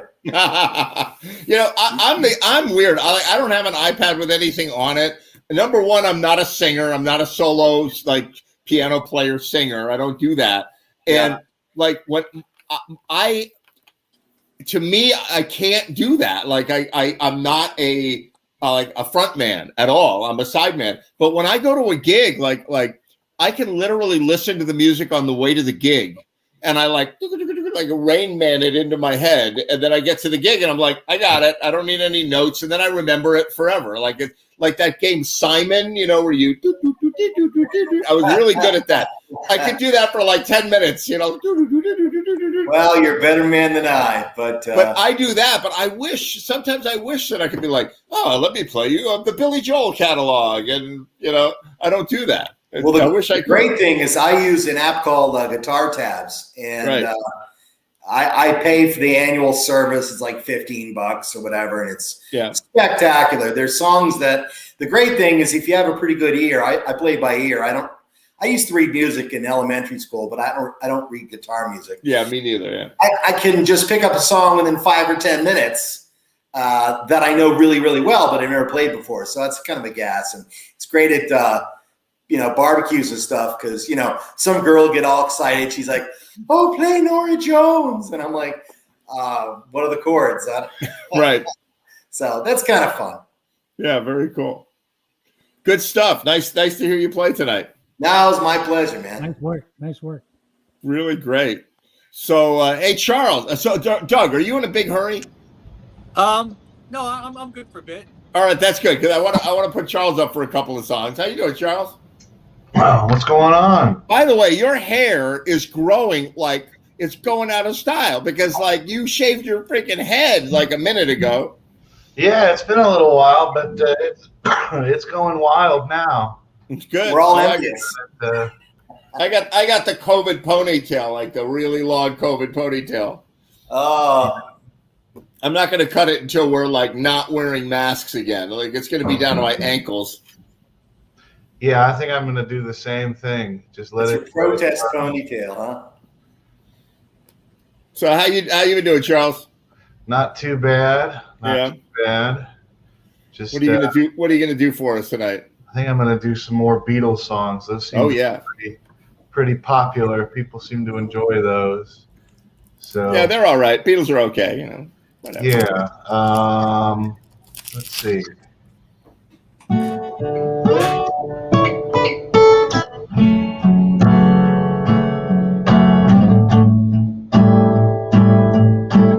Words are flowing out like endless rain into a paper cup. They slither wildly as they slip away across the universe. Pools of sorrow, waves of joy are drifting through my open mind, possessing and caressing me. Jackaroo Dave, oh, nothing's gonna change my world. Nothing's gonna change my world. Nothing's gonna change my world. Nothing's gonna change my world. Images of broken light which dance before me like a million suns. They call me from on and on across the universe. Thoughts meander like a restless wind inside a letterbox. They tumble blindly as they make their way across the universe. Jackaroo Dave, oh, nothing's gonna change my world. Nothing's gonna change my world. Nothing's gonna change my world. Nothing's gonna change my world. Sounds of laughter, shades of earth are ringing through my open views, inciting and inviting me. Limitless, undying love which shines around me like a million suns and calls me on and on across the universe. Jackaroo Dave, oh,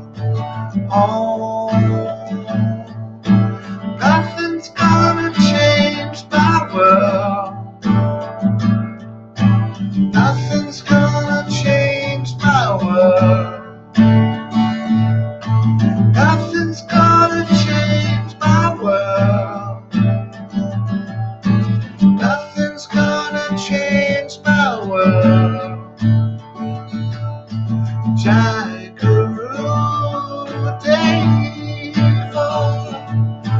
Jackaroo Dave, Jackaroo Dave.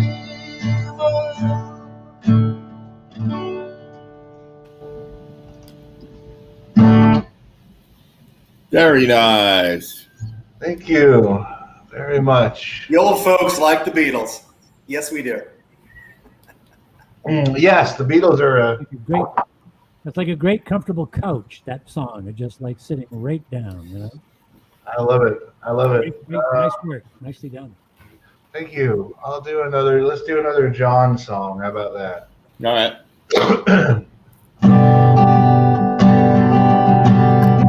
Here I stand, hand in hand, turn my face to the wall.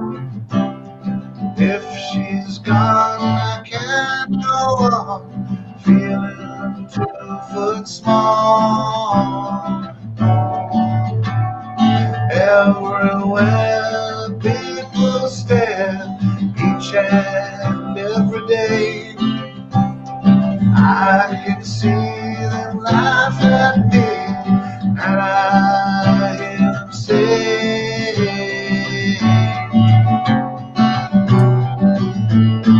hey, you've got to hide your love away.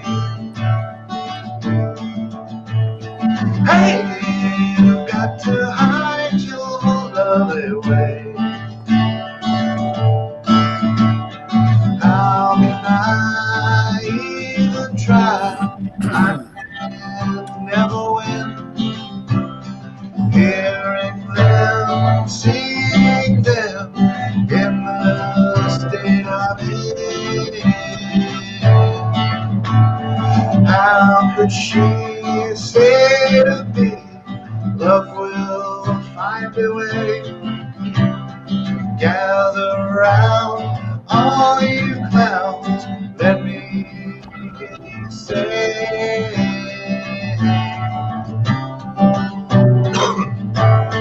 hey, you've got to hide your love away. You've got to hide your love away.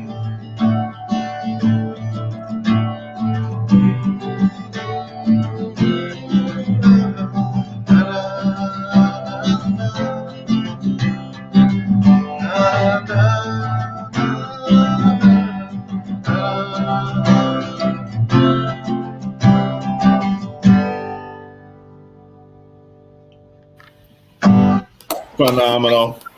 I got Well done. Got a cough there. I've been drinking this tea. Nice walk back to memory lane. You had me playing along and humming along. That's nice, Charles. Yeah, I think I heard a little harmony background in the harmonies in the background there. That was nice. Yeah, it was really cool. So wait, so I got to ask you a question. So last week you did your goldfish video, right? Yeah. What did you do to animate your goldfish? What kind of software did you use? Oh, I just used Movie Maker. I don't really know how to do anything in terms of video editing. Yeah, you do. Because it was totally cool.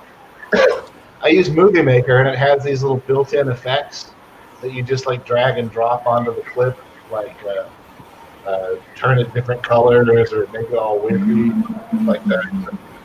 So I just went through, and whichever one looked the stupidest, I just put it on there, and that's how I made it. It looked great. And then what did you light on fire out in the yard?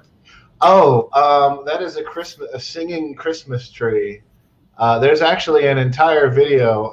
It's on YouTube. I'll send it to you.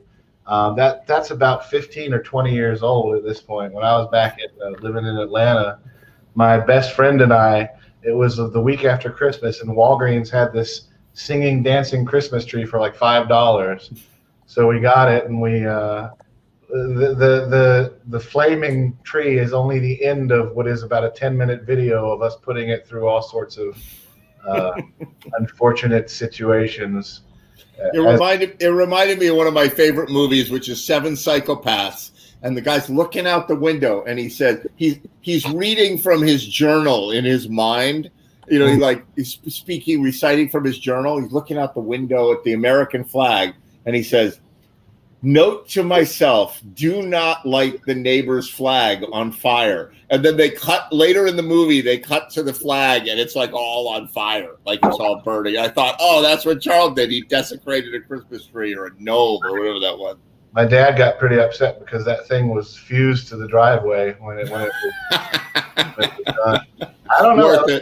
There was no warning or anything on there, but that thing went up. Like, that was extreme. There was no warning. Don't put kerosene on this. Well, you know, you think like some children might be playing with this thing, and it went up like a torch. I'll send you the video. Maybe you can. I don't know if you have the ability to play YouTube videos, but oh, you bet I do. Yeah.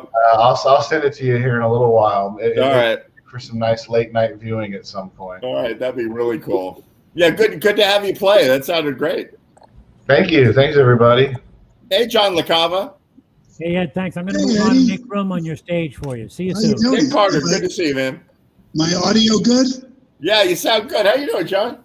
Good, I'm doing great. Hey, Doug. Hi, Kyle. Hey, John. How's everybody? We're doing good. Where are you? You're out west.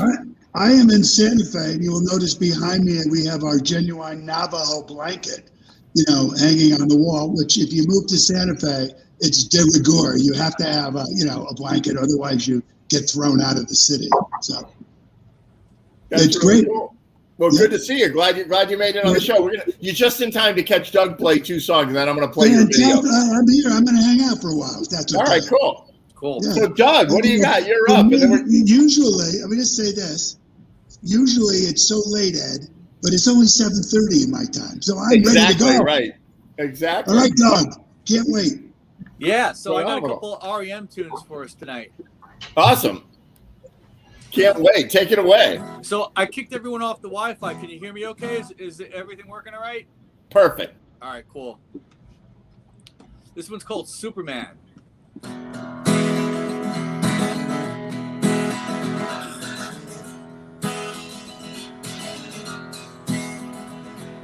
I am Superman, and I know what's happening.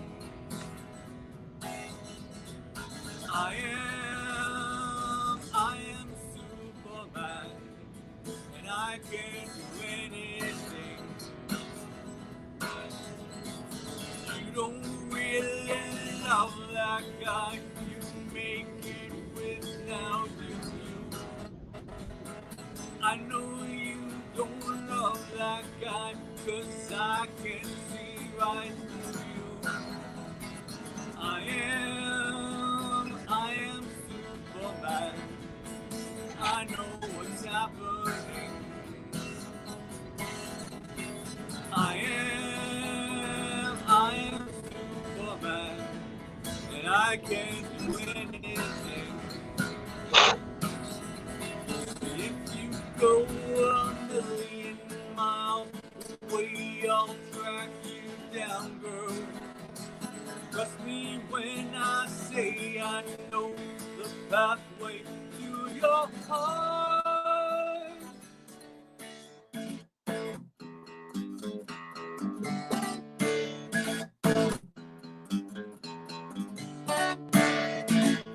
If you go 1,000,000 miles away, I'll track you down, girl. Trust me when I say I know the pathway to your heart. I am Superman, and I know what's happening. I am Superman, and I can do anything. I am Superman, and I know what's happening. I am Superman, and I can do anything.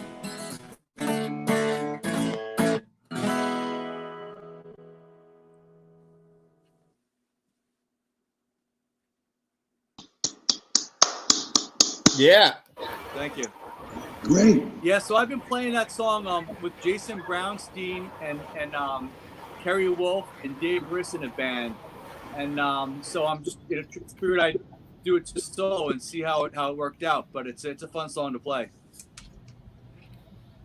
Really cool. Sounds good. What else you got for us? So I got another REM. This is Driver Rate.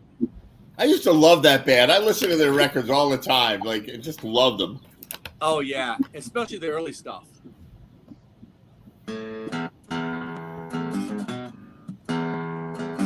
Actually, I'm going to switch off to a Neil Young song. Just not feeling it this evening here. No, that's not fair. You got to call an audible once in a while.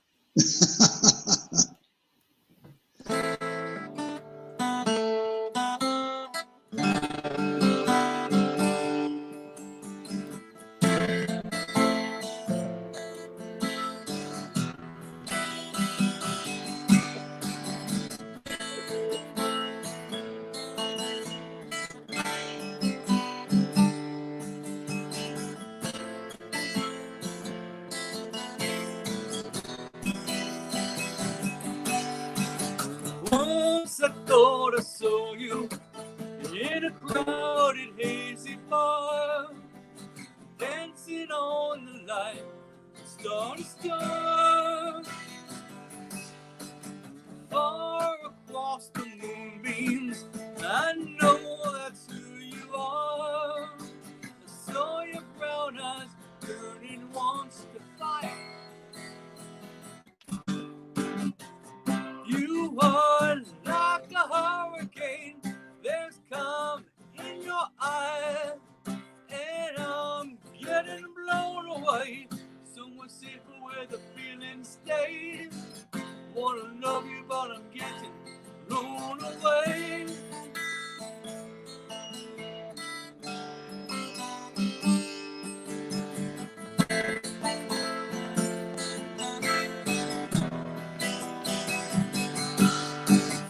I am just a dreamer, and you are just a dream. You could have been anyone to me.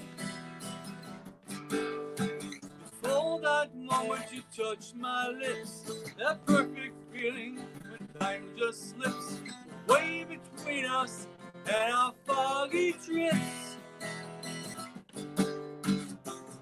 You are like a hurricane, there's calm in your eye, and I'm getting blown away, somewhere safer where the feeling stays. Wanna love you, but I'm getting blown away.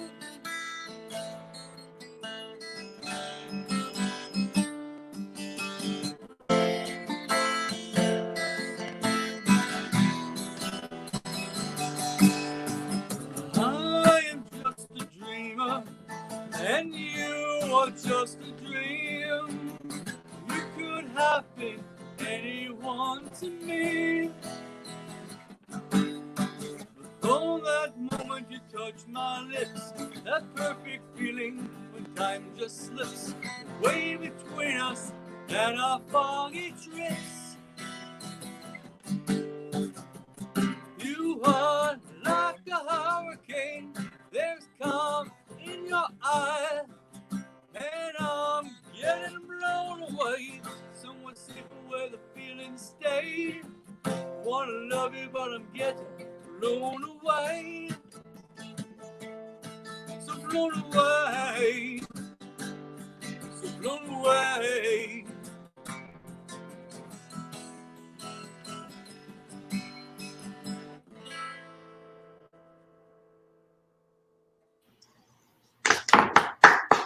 Thanks a lot, folks.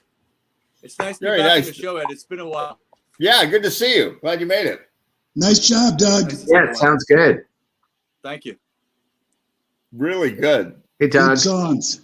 Hey. So hang out, Doug. I want to play John LaCava's video. I just saw it on Facebook today. So tell me about that, John. Before I say that, hi, Mikey. How are you doing?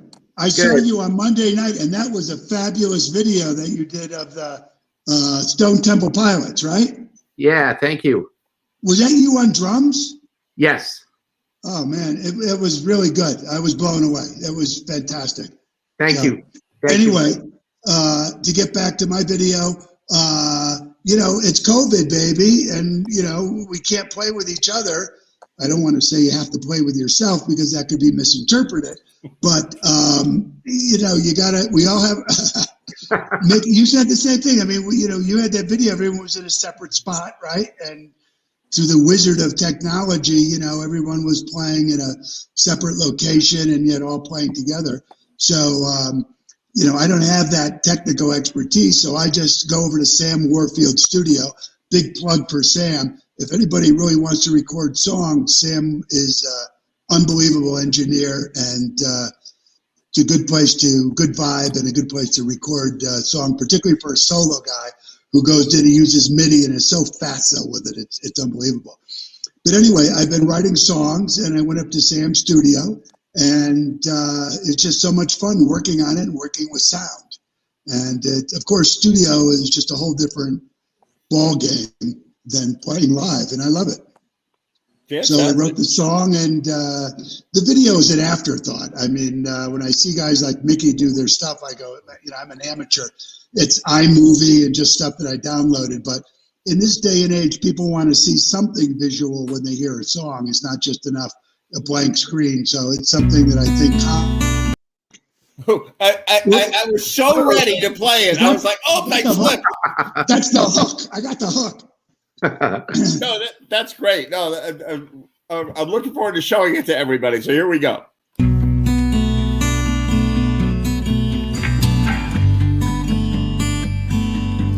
Something in your eyes, currents swirling dark blue water. Could it be the tides that carry me to the shore of your love?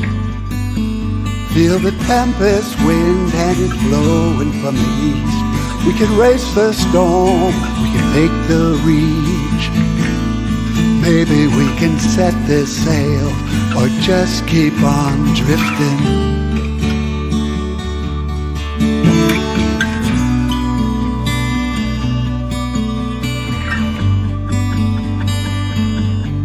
Through a deepened sky, torrents curl round all that matters.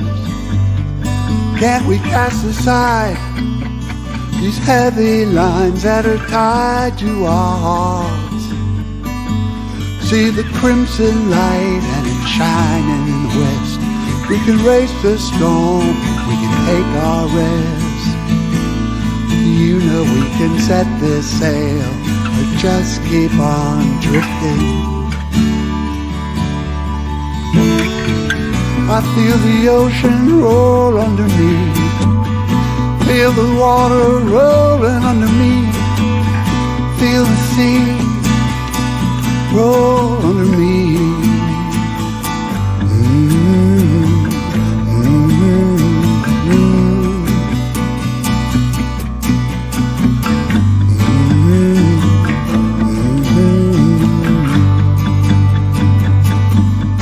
Something in your eyes, currents swirling dark blue waters.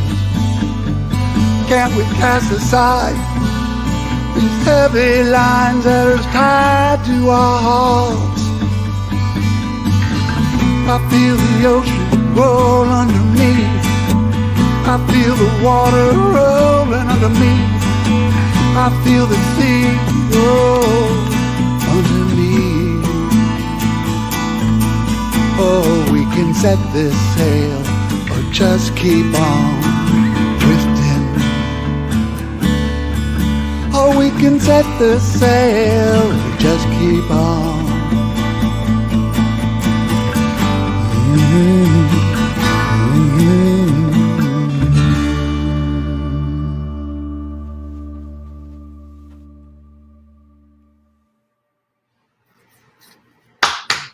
Nice.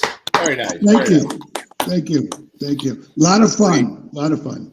That was great. Yeah. Was that original? Unless somebody sues me for copyright, it's totally original. That's great. But yeah, it's a total original song, as much as an original song can be original in this day and age. But yes, and thank you. And I'm going to be doing more, so stay tuned. Cool. You know, very cool. How long you out in out west for? I just got my COVID shot. Everyone tells their COVID stories, so I just got my second shot. I feel great, Pfizer, and we had to drive to this little town in New Mexico called Clayton. And it's 3 hours from Santa Fe, and it's right at the corner where Colorado and Kansas and Oklahoma and Texas all meet. And you go to a town that no one's ever heard of, and you take a right, and then you go 90 miles across a flat plain of wheat with nothing, and you get to this town called Clayton. And Clayton is so small that they have a Dairy Queen, but it closed. So, I don't think I'll ever go back to Clayton again. But they gave me my second shot, and I'm happy about that. Wow, that's really back, cool. Yep, I'll be back Monday into that. And I want you guys to get the good weather now when I come back. No more of this snow. It's all good. It was snow nice. And sleet and stuff that they have out there. No more of that. Very cool. Well, good to see you, John LeCombe. Well, thank you for having me. I'll hang out a little bit if you let me. I'd like to hear Kyle. Yeah, hang out. I want to bring Kyle on. He's going to do a couple. Mickey's great. Doug's great. Come on, Kyle. How you been? I've been doing pretty good, actually. I just finished setting up my studio in my room, so now I've got my own little area here that I've been working with. That's very cool. You're doing a lot of recording. You're like leaning in. Yeah, trying to get this EP done by like end of spring, I guess, is what I'm aiming for now. But really cool. What are you gonna play for us today? I think I'm gonna do 2 covers today. I think I think I'm gonna do 2 covers. Yeah, this first one's called Monsters. I don't know if you guys have ever heard of it. It's like an all-time low song. I actually have a poster, right here. Where's the poster? Right there. Yeah, okay. And I have that from when I was like 10 or 11 when I started listening. That's very cool. But yeah, let's just jump right into it. I'm gonna take off my headphones so I can. Yeah, go for it. Myself. All right.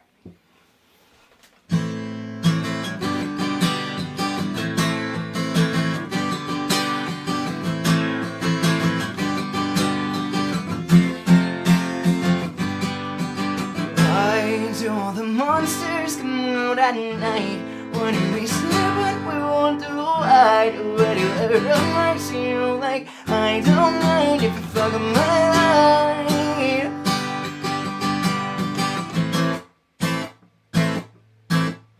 Another day, another headache, and this hangover hotel. Getting used to the rhythm, yeah, I know this beat too well. Tunnel vision's got me feeling like you're the only one I see. But I know what's missing where I'm swimming in my lonely luxury. I'm a wandering one to all the monsters out at night. Why do we sleep when we want to hide? Why do I run back to you like I don't mind if you fuck up my life? Why am I a sucker for all your eyes? But I like 100 on every line. Why do I run back to you like I don't mind if you fuck my life?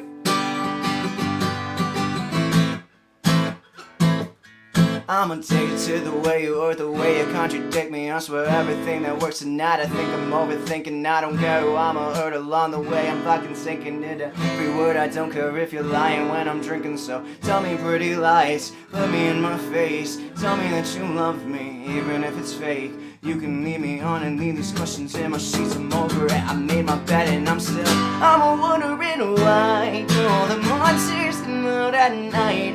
Why do we sleep when we want to hide? Why do I run back to you like I don't mind if you fuck up my life? Why am I a sucker for all your eyes? Gonna like 100 on every line. Why do I run back to you like I don't mind if you fuck up my life? Tired even without you, you're in my head. Even without you, I still feel bad. Why do I come back to you like I don't mind if you fuck up my life? Hey, even without you, you're in my head. Even without you, I still feel dead.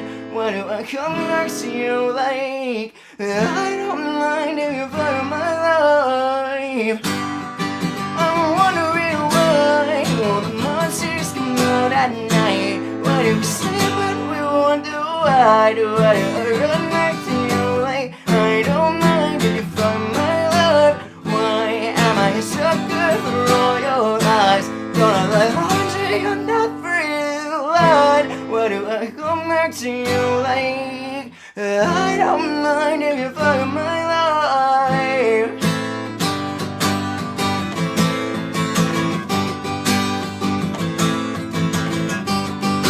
Like I don't mind if you're from my life. Yeah, that's alright. You guys like that one? Good. That was great. Yeah, that's I like that. I like playing that song a lot. It's a lot of fun. That's good stuff. Yeah, it sounds great. A lot of energy. Sounds really fun. How do you remember all those words? I listen to that song a lot. I've heard that song a lot of times. There's a lot of words. The audio sounds really good. Are you singing into like a microphone or? Yeah, I actually have my Yeti right here. Oh, cool. Got his condenser mic. Oh yeah. Yeah, I got a condenser right here. I actually have a dynamic for my vocals. I don't have that working right now, but basically what I do for recording is I have an audio box. I connect my dynamic mic through there. And if I want to record area stuff, I have 2 condensers for my acoustic guitar. And then I also plug in my electric for like electric. Yeah, the guitar sounds like right up front. So are you mic'd? Is it? No. It's just coming straight to the Yeti. Like it's. Oh, okay. Yeah, I'm trying to keep it as far as like a decent meter. Like I've tested this already, where I've tried to find out like the best spot to where I can sit and get the sound. I don't ever use this one for like recording stuff, but I use it for like performance stuff. Right, it's great. Sounds great. Yeah, that's good. I'm glad it sounds really good actually. Cool. Show me again. Do another one. All right. This next one is called oh my god, The Big Picture. Something wrong with the big picture. I think that's what it's called. But it's a Mayday Parade song. Here, let's do it. All right.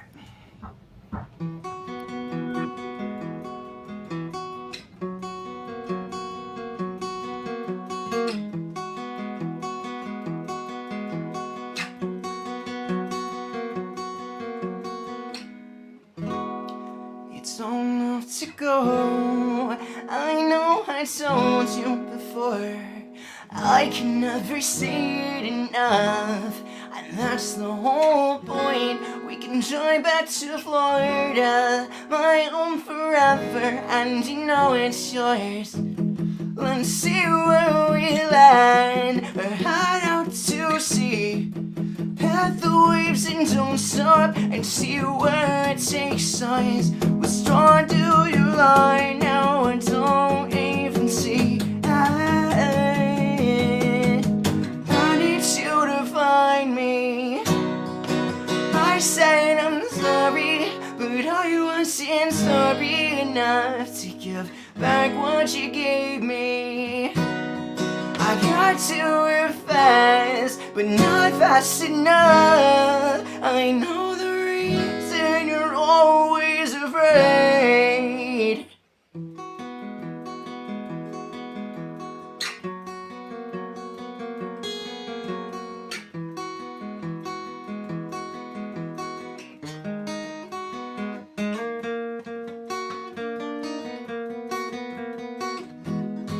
A decade of love, laughter and moment, with just enough struggle keeps it interesting. Once in a while, I'll find that I'll fire the same mind that got us here. I'm so afraid to lose. I hope I land where you'll always be, a place with some magic. We'll see how far it takes us. You were my soul, now I can't even feel you. It's not what you define me. And I said I'm sorry, but I wasn't sorry enough to give back what you gave me. I got to it fast, but not fast enough. I know the reason you're always afraid.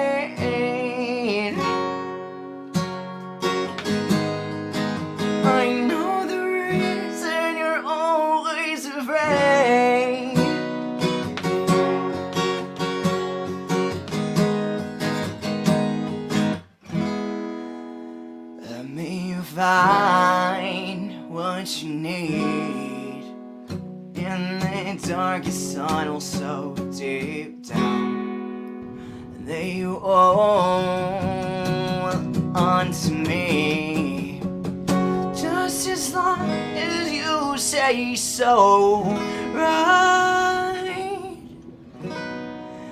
I said I'm sorry, but I wasn't sorry enough to give back what you gave me. I got too fast, but not fast enough. And I know the reason you're always afraid. Say that you will, say that you will, but it's your time. Say that it's nothing. Say that you will, say that you will, but it's your time. And say that it's nothing. Yeah, that sounds right. Nice. Nice. Very nice. That sounds great. Yeah, that's a Mayday Parade song. If you've ever heard of Mayday Parade, they're pretty good. Yeah, fantastic. You do a nice job with it too. Yeah, no, thanks for having me.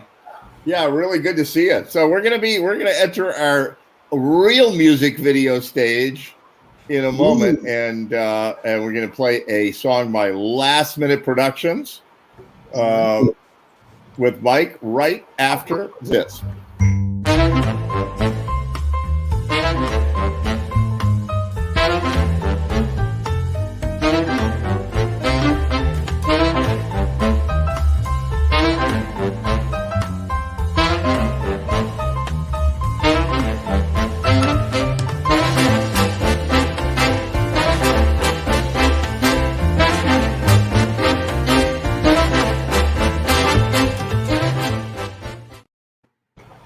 And there we are on Jam TV. So, hey, Mikey, how you doing, man? I'm good. How are you? What you been up to? We got solar panels on our roof today. Wow. So yeah, they were here yesterday and today, and they just finished. So there was a lot of drilling and banking and stuff like that. But yeah, it's pretty cool. And what else? I don't know. Just my daughter, my younger daughter, started taking an after school illustration class. Oh, that's really cool. She's like really excited about it. She loves to draw, and she has like two of her best friends are in the class, and she's really psyched. She's 9 years old. Nice that she can be back with other kids. Yeah. I mean, she's in school every day from 12 o'clock to 3 o'clock. And in the morning she's at home. And my older daughter is in school 2 days a week and at home 3 days a week. So that's going to increase as time goes on. Hopefully they bring the schools back a little more for the kids. Yeah. I mean, when it reminded me of like normal times. I was like, when my older daughter was at school for the whole day and my younger daughter was there for half a day. Like I was in my house here, and like, I run my own business at home, and there was nobody here. I was, my wife was working. And I was like, wow, this is like what it used to be like. Like I used to have peace and quiet, No, none of that for the last year. Not anymore. But yeah, this video you're going to show is really cool. It's so it's a traffic tune. I've always loved traffic, and it's not the one of the more well-known songs. It's called the Shanghai Noodle Factory, and it's really interesting. It has we put it together with a mandolin, 2 guitars, a flute. My friend Mike from college played Hammond organ on it. Mike is a really interesting guy, really talented guy, and his uncle is Felix Cavalieri from the Young Rascals. The Young Rascals. Yeah. Amanda Lynn is great. I played a gig with her. She's fantastic. And then we had Jim James McGrath on flute. On flute, and a really good friend of mine from high school, a bass player who is in Japan. His name is Kenji Hino, and he couldn't actually be in provide a live video because his he is one of the official musicians for Fender.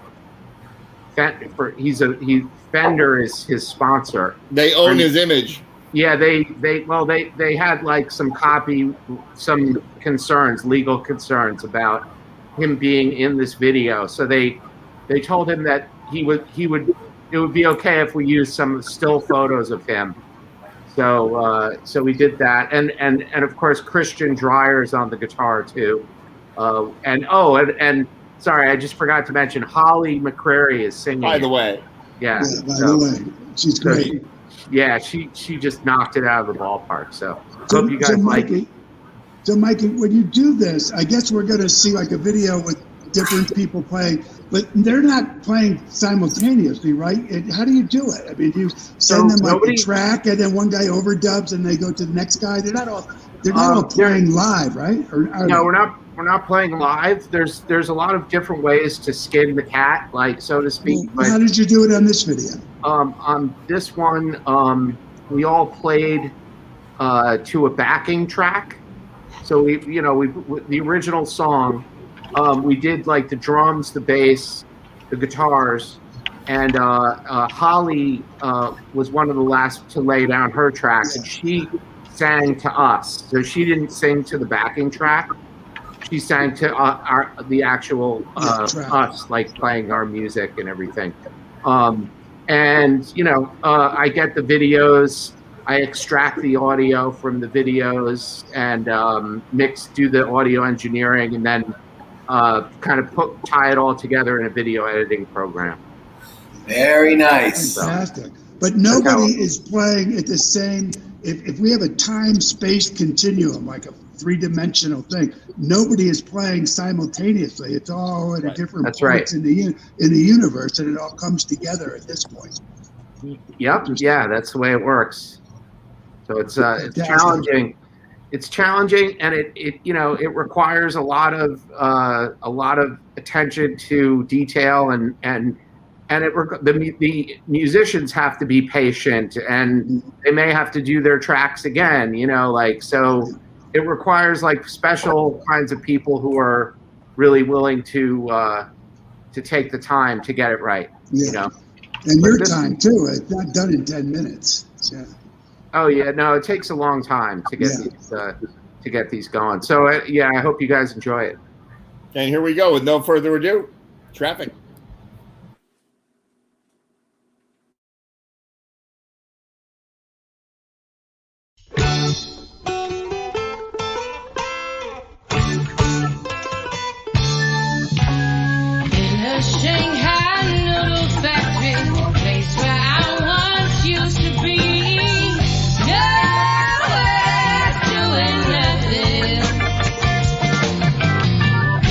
There were made of steel.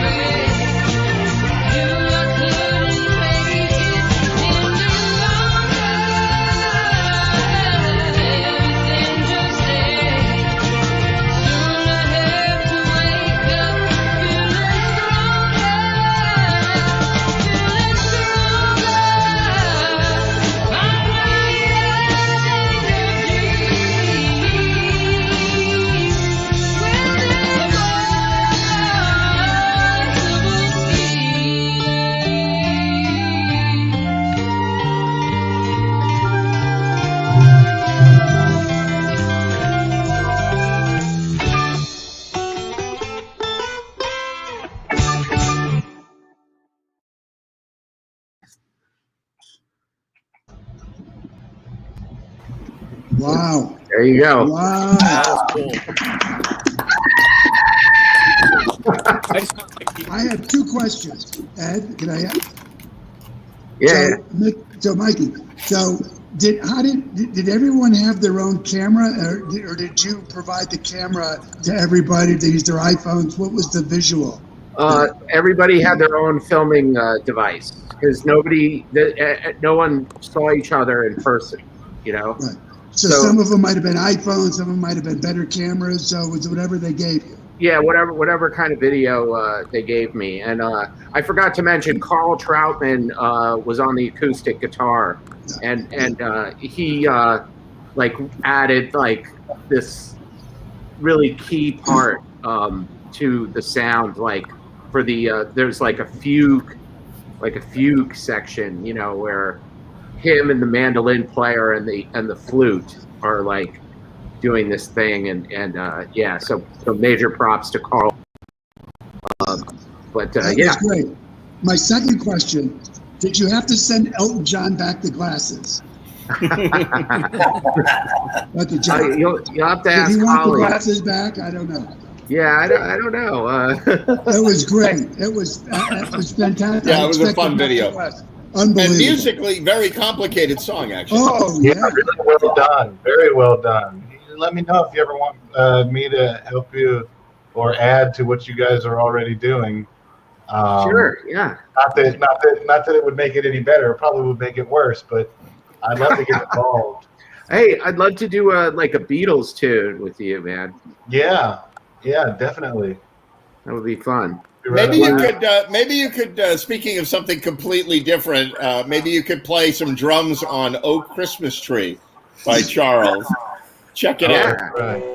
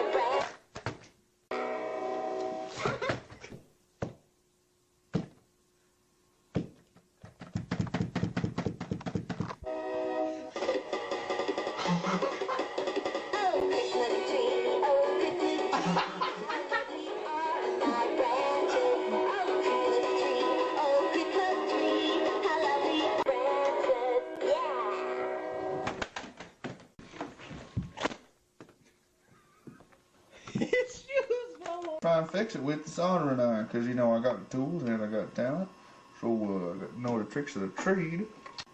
While I got this iron so hot right here, I figured I might as well have some little fun, melt this little booger a little bit, see if we can catch this on fire. We just had a little mishap with the foot coming off, so we're just kind of twisting it up here.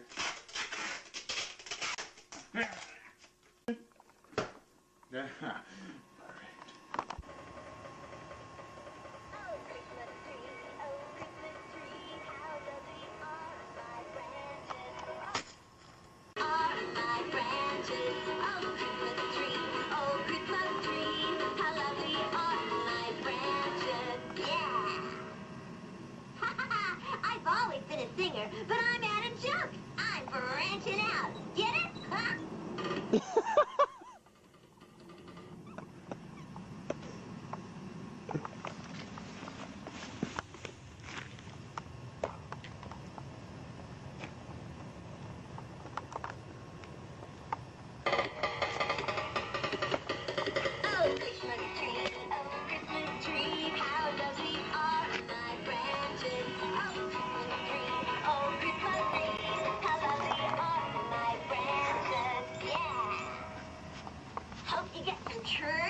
for the holidays. Oh, Christmas tree, oh, Christmas tree, how lovely are my branches, yeah. Gotta know, I need to pack my trunk. Oh, that button's burned, man. Are you still filming it? Yeah. There's no way to get to that button. It's probably gonna explode. It just got burned. Oh, it just started. It started by itself. I pine for you, baby. I pine for you, baby.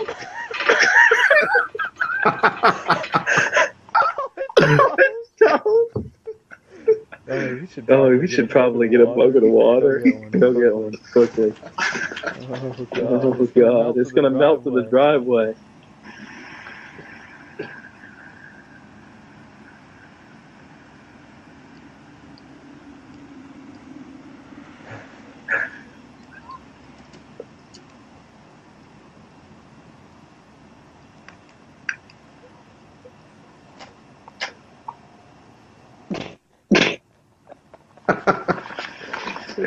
It just fell over. Oh God.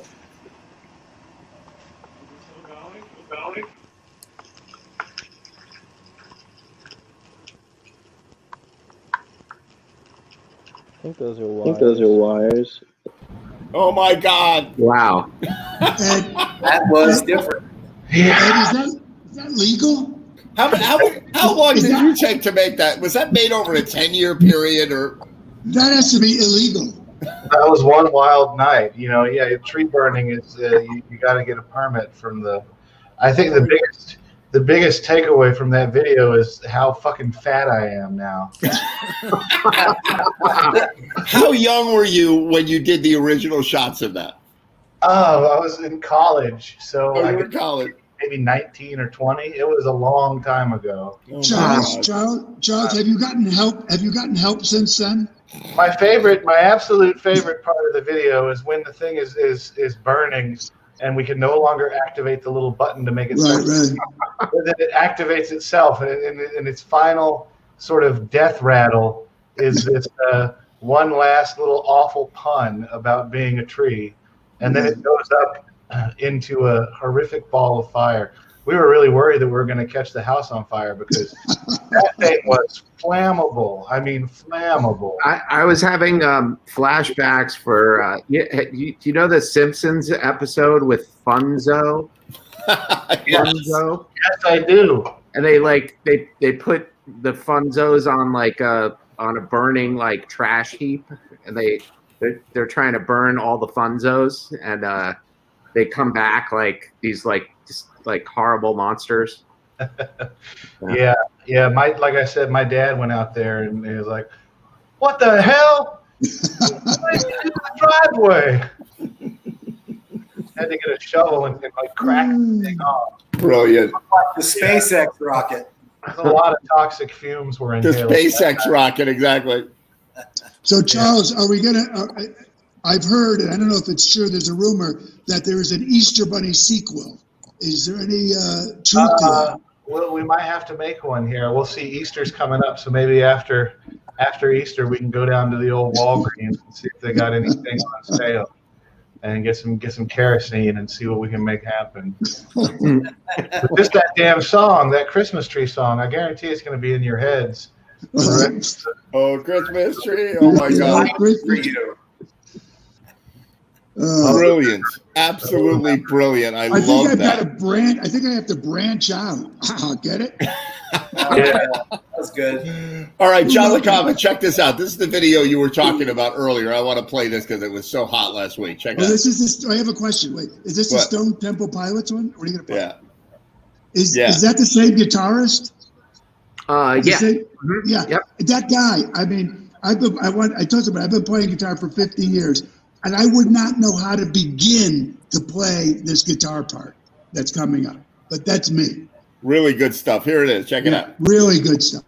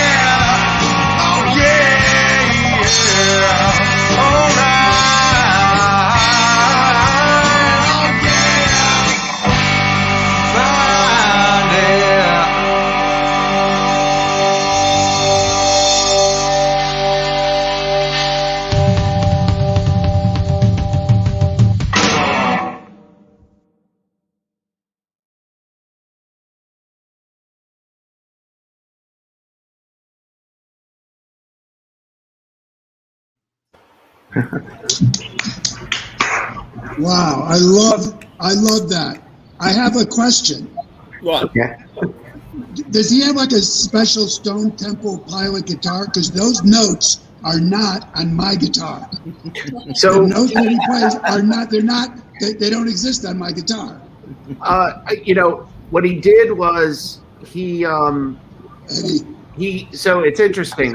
Like he played like the whole track, and just with a lot of distortion. And then he gave me like 3 other tracks, and we composited them all together. So it's not just like one guitar that you're hearing there. There's like there are a couple of guitars like mixed in, and so I don't know if he's like bending. Ed, what do you hear? Are you hearing like a bending, a quarter tone, or like no? I mean, the notes don't exist. You know, he's a really great guitar player. Like a lot of what he did, like came through on the first track. Like, but we wanted to sort of like fatten it up, so he did like some like EQ'd it differently and gave me a separate track where we mixed them both together to make it fatter sounding. It was great, but. You know, the thing that's really weird about Stone Temple Pilots is their songs are a lot slower than you really think they are. Like when you hear them on the radio, like, you know, you're grooving along to it, but when you actually play the songs, like they're playing them really, really slow. Like that song is very slow. And so it's challenging to keep that tightness and to keep it like, you know, flowing at that tempo. I thought it sounded great. You know, Mikey, the only thing is I thought the drums could have been a little louder. You think? No, I really do. I thought it was all great, but I would have loved to hear you a little bit louder on it. Okay, I'll keep that in mind for next time. Not that I could improve it anymore. That sounded great. You know, thank you. Yeah. Hey, Sherry. Hey, Dave. How you guys doing? Everyone. Good. John LaCava, where you been? Hey, how are you, Sherry, Dave? What's up? That's a great name for a group, Sherry and Dave. So we always talk about John LaCava night because, the night that Dave and I met at 323, Dave played like a whole set with John LaCava. So we kept like for months we were like, oh yeah, that was John LaCava night. Like we just kept calling it John LaCava night. So now and I'm still waiting for my residuals. You know, do I get like $10 a year or something like that? No, they've got some residual cake in the freezer left over for you. Oh, you ate it. I ate the residual cake. That's right. I came over a few months ago. So, and on a serious note, so when I listen to this thing, is one of the side effects or silver linings of the COVID is that we get to hear all this stuff that we may not have heard before. There's so much talent. Why we haven't seen any of these guys. I haven't seen them at the open mics or anything like that. And then suddenly you go on and you see these guys. Wow, where are they hiding out? You know. Well, you know what it is. Where were they? There's so much talent around. What is a nice side effect of all of this is that all of a sudden, you know, Mike can't say, oh, my buddy who lives in, you know, in Ohio and California and Texas and whatever, you know, Japan, I'm just going to invite them to the open mic. But now we go to all this trouble to make this music. It's no more trouble to get somebody from Europe or Japan than to do it to do it at a jam. It's kind of nice to be able to cross-pollinate that way. Yeah. Yeah. But you know, when things open back up, Ed, we're going to do like some big reunion thing, you know? Yeah, we'll see. You know, it was very interesting. If we could get people to actually travel here and put on like a massive mega show of all of this music, it would be quite an undertaking. I think we should call it Train Stock. Train Stock. There you go. Yeah. Actually, I did something like that. Train. Back in the early 90s, I was part of this thing on this internet collaborative music system called Res Rocket. And I've talked about it on the show before. It was me and Fred Clark and a drummer friend, Greg Scholl, who we knew. And They wrote us up in Wired magazine. Some company raised $3 million in the early 90s, which is a lot of money. And they wrote, including Phil Collins was an investor, John Allen from Microsoft was an investor. So they had real money behind them. And they built this internet jamming software when it was all there was dial-up, like AOL dial-up. So there was this incredible system. And we wrote thousands of pieces of music jamming together online. And one day I made a joke on the system. I said, yeah, everybody should just come to my house. Like next month, we should all get together and play music. And they all came. We had people from England, Brazil, California, like all around the country. Did Phil Collins come? What's that, Cherry? Phil Collins come? No, Phil Collins skipped it. But it was really incredible. We had like 20 musicians come in from all over the place, and we jammed at my house up in Weston when I lived up, just down the road from where it used to be, John. Yep. So great good stuff. So you moved, John? What happened? Yeah, I moved.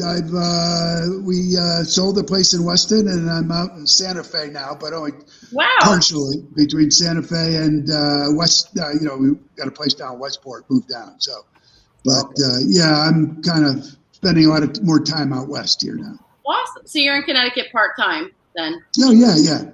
Okay. I would say I'm in Santa Fe part time. I see. I'm more in Connecticut than I am in Santa Fe. Oh, okay. That'll change over the next few years, I'm sure. Nice. Great. Very cool. So Sherry, tell me about what you have been up to musically. Yes. This is I was going to do I wanted to call this, because I've been working on it since like June of last year. I was going to call this Better Late Than Never Productions, because it's surpassed last minute. It's like it was due months ago. All right, so this is I don't know if any of you guys are fans of Hamilton, the Broadway show, or familiar at all. But so this is the opening song of Hamilton. It's called Alexander Hamilton. And like, if you just listen to me do it, like, it's fine, it's cute and everything. But if you listen to the original, and I don't know if you had a chance to listen to the original today or not, but it's like every character in the show is singing, and there's harmonies and stuff like that, because it's like the cast is on stage, the ensemble. So there's all kinds of Broadway harmonies and whatever.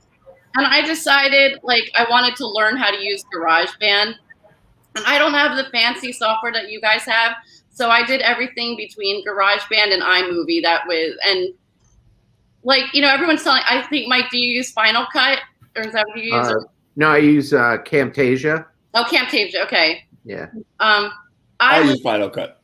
You use Final Cut. Okay. Yeah. So like iMovie, you think it's cool. And then when I see what you guys are doing, iMovie is so limited. It's really limited. And it was really frustrating to work with. But anyway, I'm babbling. But the audio, I spent a lot of time. I got very acquainted with GarageBand. There's probably 10, 15 tracks of just me. So you're going to hear the background. It's going to sound very karaoke-ish. Not karaoke. It's going to sound like, oh, she just sang along to the Broadway track karaoke. But it's not. I did all the finger snappings. I did the keyboards. And then I did strings using the keyboards. I don't even think I have a drum track. I think it's just keyboards and strings. And I do all the harmonies. And so we filmed this out in Mystic. Dave and I went to Mystic for the day. And I'm like, let's take video for my Hamilton song. Because this was right after Ed and Frank Tosto and Dave did that video where everyone's on location. So I'm like, yeah, I want to be on location. I don't want to be doing this in my living room.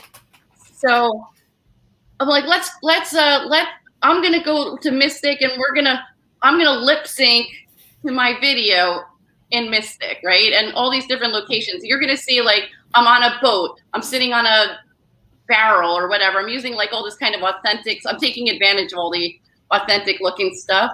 And I'm like, well, I'm just going to lip sync to my thing. Well, anyway, lots of technical issues by just playing my track.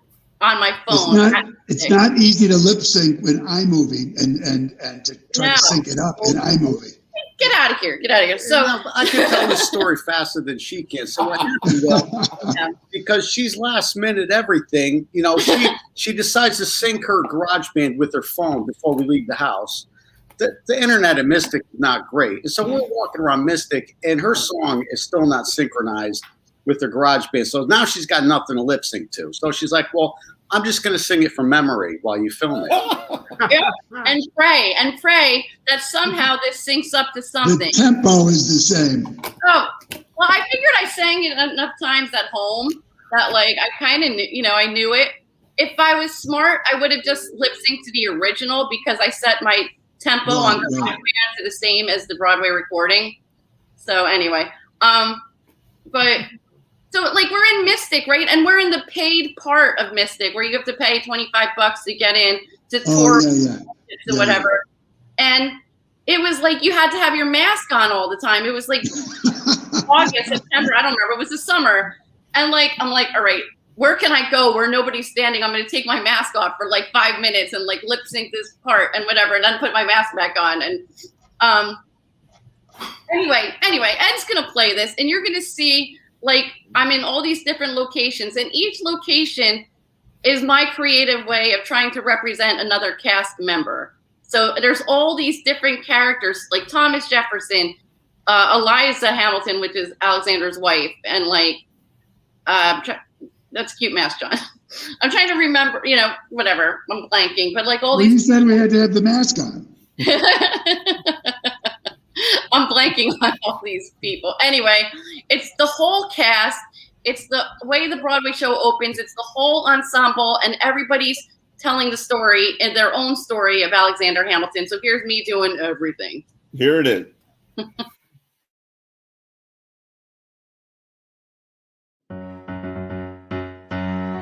How does a bastard, orphan, son of a whore and a Scotsman, dropped in the middle of a forgotten spot in the Caribbean by Providence, impoverished and squalor, grow up to be a hero and a scholar? The $10 founding father without a father got a lot farther by working a lot harder, by being a lot smarter, by being a self-starter. By 14, they placed him in charge of a trading charter. And every day while slaves were being slaughtered and carted away across the waves, he struggled and kept his guard up. Inside he was looking for something to be a part of. The brother was ready to beg, steal, borrow, or barter. Then a hurricane came and devastation reigned. Our man saw his future dripping down the drain, put a pencil to his temple, connected it to his brain, and he wrote his first refrain, a testament to his pain. Well, the word got around, they said, this kid's insane, man. Took up a collection just to send him to the mainland. Get your education, don't forget from whence you came, and the world is gonna know your name. What's your name, man? Alexander Hamilton. My name is Alexander Hamilton. And there's a million things I haven't done. Just you wait, just you wait. When he was 10, his father split, full of it, debt written. 2 years later, see Alex and his mother bedridden, half dead, sitting in her own sick descent thick. Alex got better, but his mother went quick. Moved in with a cousin, the cousin committed suicide, left him with nothing but ruined pride, something new inside. Boys saying, Alex, you gotta fend for yourself. He started retreating and reading every treatise on the shelf. There would have been nothing left to do for someone less astute. He would have been dead or destitute without a sense of restitution. Started working, clerking for his late mother's landlord, trading sugar cane and rum and all the things he can't afford. Scamming for every book he can get his hands on. Planning for the future, see him now as he stands on bow of a ship headed for a new land. In New York, you can be a new man. In New York, you can be a new man. In New York, you can be a new man. In New York, you can be a new man. In New York, just you wait. Alexander Hamilton. Alexander Hamilton. We are waiting in the wings for you. Waiting in the wings for you. You never back down. You never learn learn to take your time. Oh! Alexander Hamilton, Alexander Hamilton, when America sings for you, will they know what you overcame? Will they know you rewrote the game? The world will never be the same. Oh, the ship is in the harbor now. See if you can spot him. Another immigrant coming up from the bottom. His enemies destroyed his rep. America forgot him. We fought with him. Me, I died for him. Me, I trusted him. Me, I loved him. And me, I'm the damn fool that shot him. There's a million things I haven't done. Just you wait. What's your name, man? Alexander Hamilton.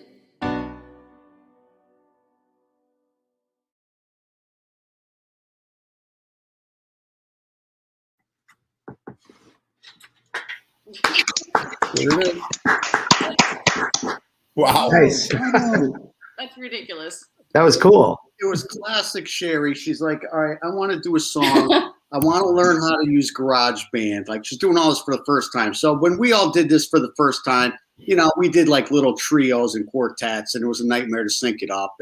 And we all had to figure it out. You know, we eased into it, right? She's like, no, I need to do like 22 tracks and strings and pianos, and I'm going to sing 15 different parts. And she did a really great job. That was all Sherry. All I did was hold an iPhone and Mystic. Yeah. She did it. He didn't do any audio. Like, Nothing. we have all this stuff at home, and I didn't touch it. Oh, I used my microphone that's in the laptop. Like, I didn't even plug an external mic. It's just my laptop.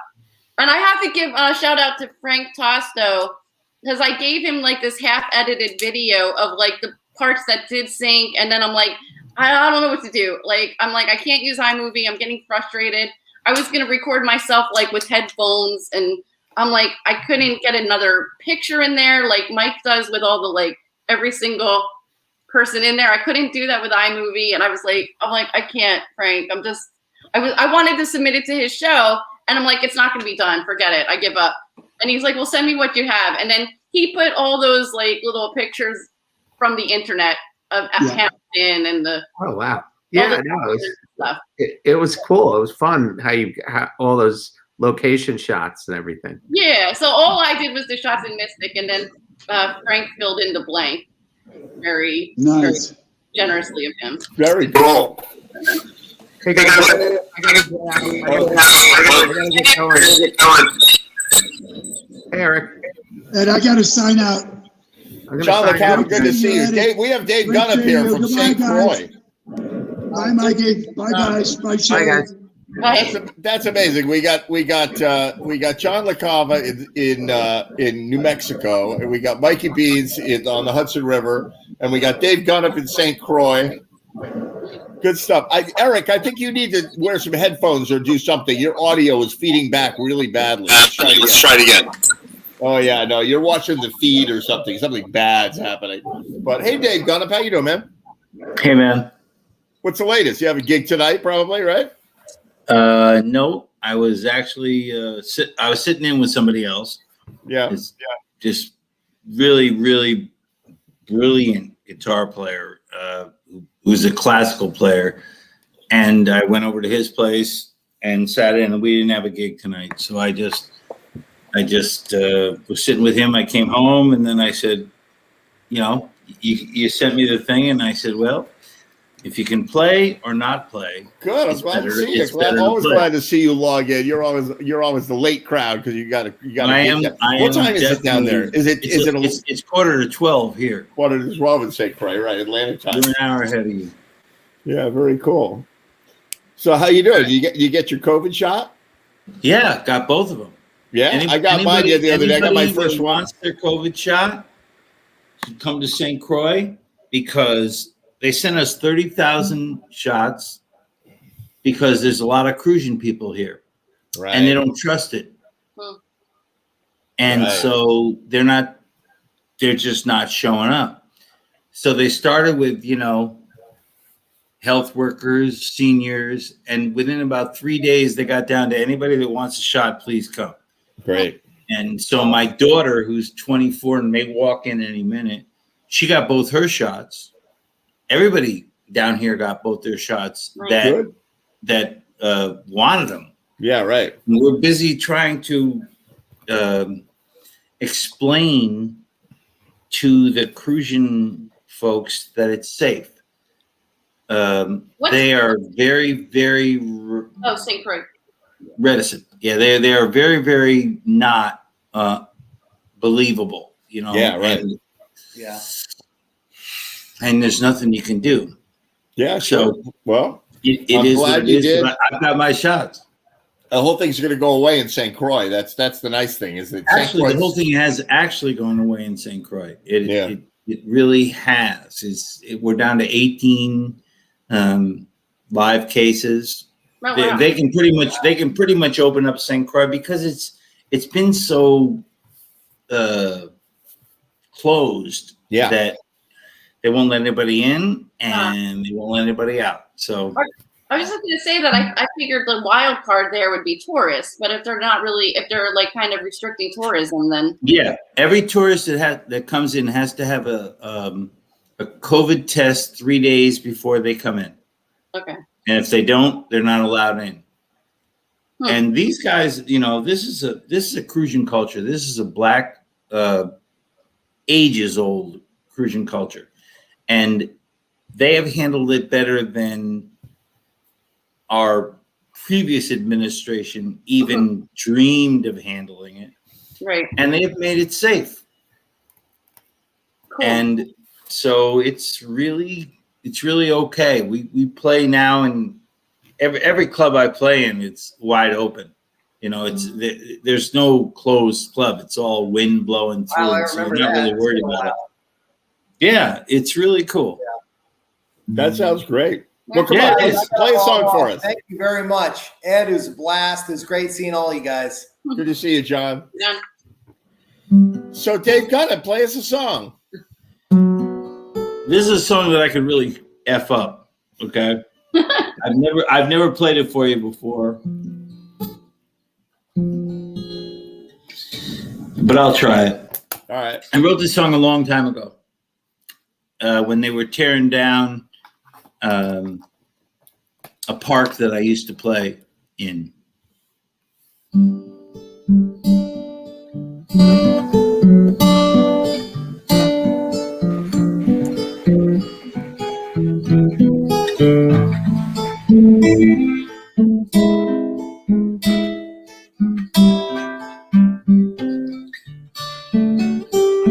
I was 7 years old.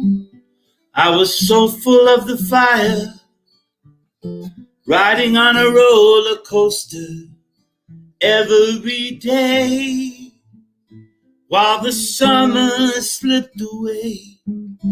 Hey, wasn't it wonderful? Now I hear that they're building a high-rise, the tower over where I used to play, taking a real good place away. Give me one for the roses and give me one for my friends. When we were carouseling, we would go round again, around again. Back then every day was a time of your life. All it took was a ticket to go round again, round again. And it seemed like the wink of an eye, and there we were driving, baby, only me and you. Hey, remember all that we went through, baby, we were grand, we were wonderful. Down the tunnel of love, there you could find us all, holding each other so tightly, let me stay. God, you took my breath away, and I love you more and more every day. And I still love you with all of my heart. You're soft and sweet and true, and you take me around again. Here we go round again. And then every day was the time of your life. All it takes is a ticket to go round again. Around again, but every day, don't you know, it's a separate celebration. Every day, don't you know?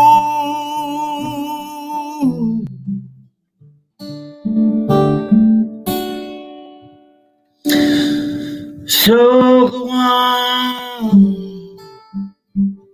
But if your conclusions are drawn, then we're no further along than a child on a carousel or a coin in a wishing well. In the end, the love is all you will ever need. Love will find you, all of your friends, and they will make you strong. They'll take you round again. Round again. Round again. Back then, every day was a time of your life. All it took was a ticket up you could go, and you would go round again. We would go round again. It's never too late, child, let's go. Never too late, child, let's go. Let's go. Let's go.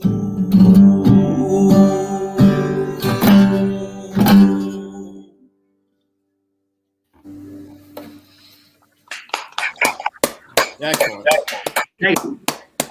That's great. Great song. Thank you. Great song. Really beautiful. Where was that park? Well, I'm sorry? Where was that park?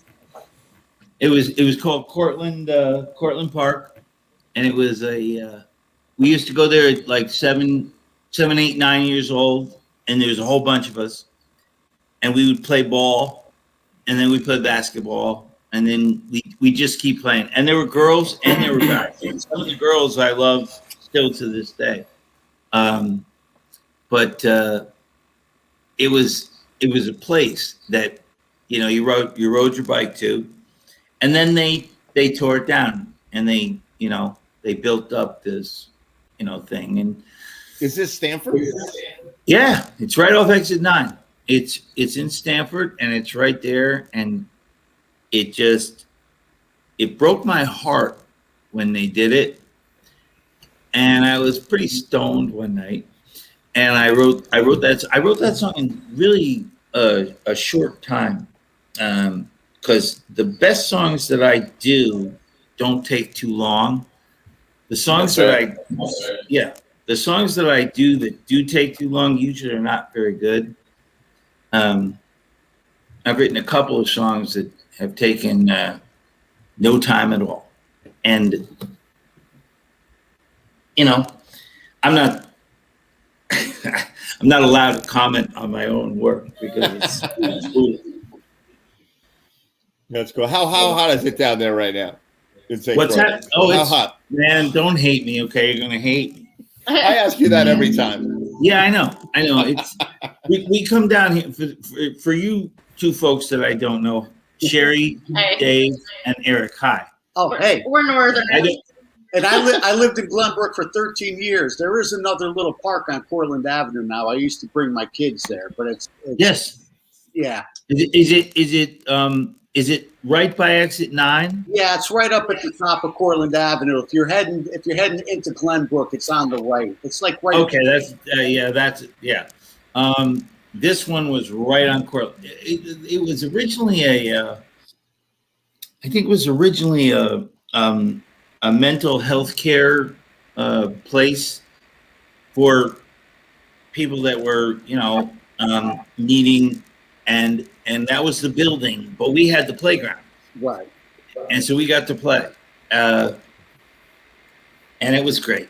I think when you write something, if you write about stuff that really, really hits you, it's fast. I said I've written 3 songs in my life that were 45 minutes, and I already did this one, Ed, but I did it like 3 or 4 weeks ago. But go for it. Well, you didn't answer how hot it was down there. I'm sorry? We're seeing a big glass of ice water and a ceiling fan, and we're all freezing up here in Connecticut. But yeah, I know. And you can hate me all you want. I've got children at home. I've got grandchildren at home. My daughter hates my guts right now. What's the temperature? Well, it's probably a 77 right now. Nice. It's usually 83. Perfect. If any of you are musicians and you're any good at all, and you want to work, you come down here, because when we come down here, we can play 6 nights a week. My wife and I play. Ed knows this, and we play twice a week, but we could play 16 times a week. We could do afternoons, and because there's no talent on the island. I mean, there's guys that go.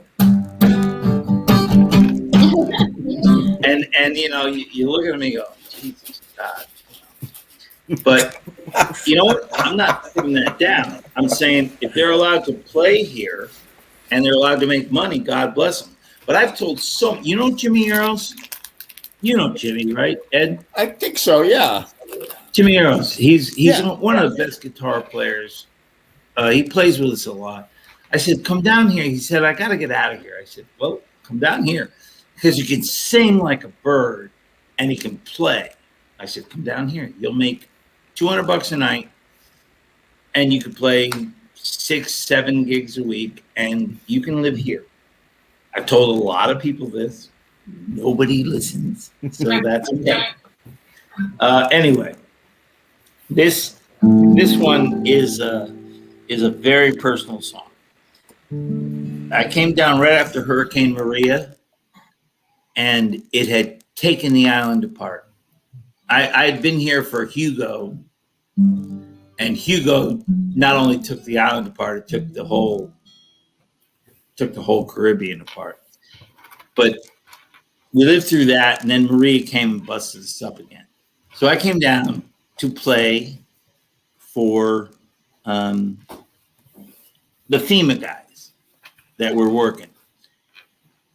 And I went to this grocery store because there was no power and you couldn't have a credit card because it didn't work. So you had to have cash. So I had like $400 or $500 in cash.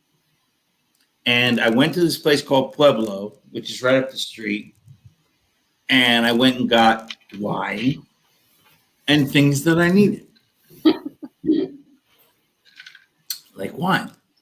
And I was going to the library to get a book because there was no power and all you could do is read. I left Pueblo, I got to the library and I reached in for my wallet and it was gone. And I went, this is not good. This is so not good. And the only reason I'm telling this is because I don't know either of these people. They've never heard this story before. And oh God, I'm screwed. I went back to Pueblo. I looked, the wallet was gone. I have a condominium here. It's a beautiful place. I'm blessed. We come down for the whole season and we play. And but at this particular moment, I was alone, without my wallet, or my license, or my credit card, or my money, because it was all in my pocket. And I said, okay, whatever happens, happens.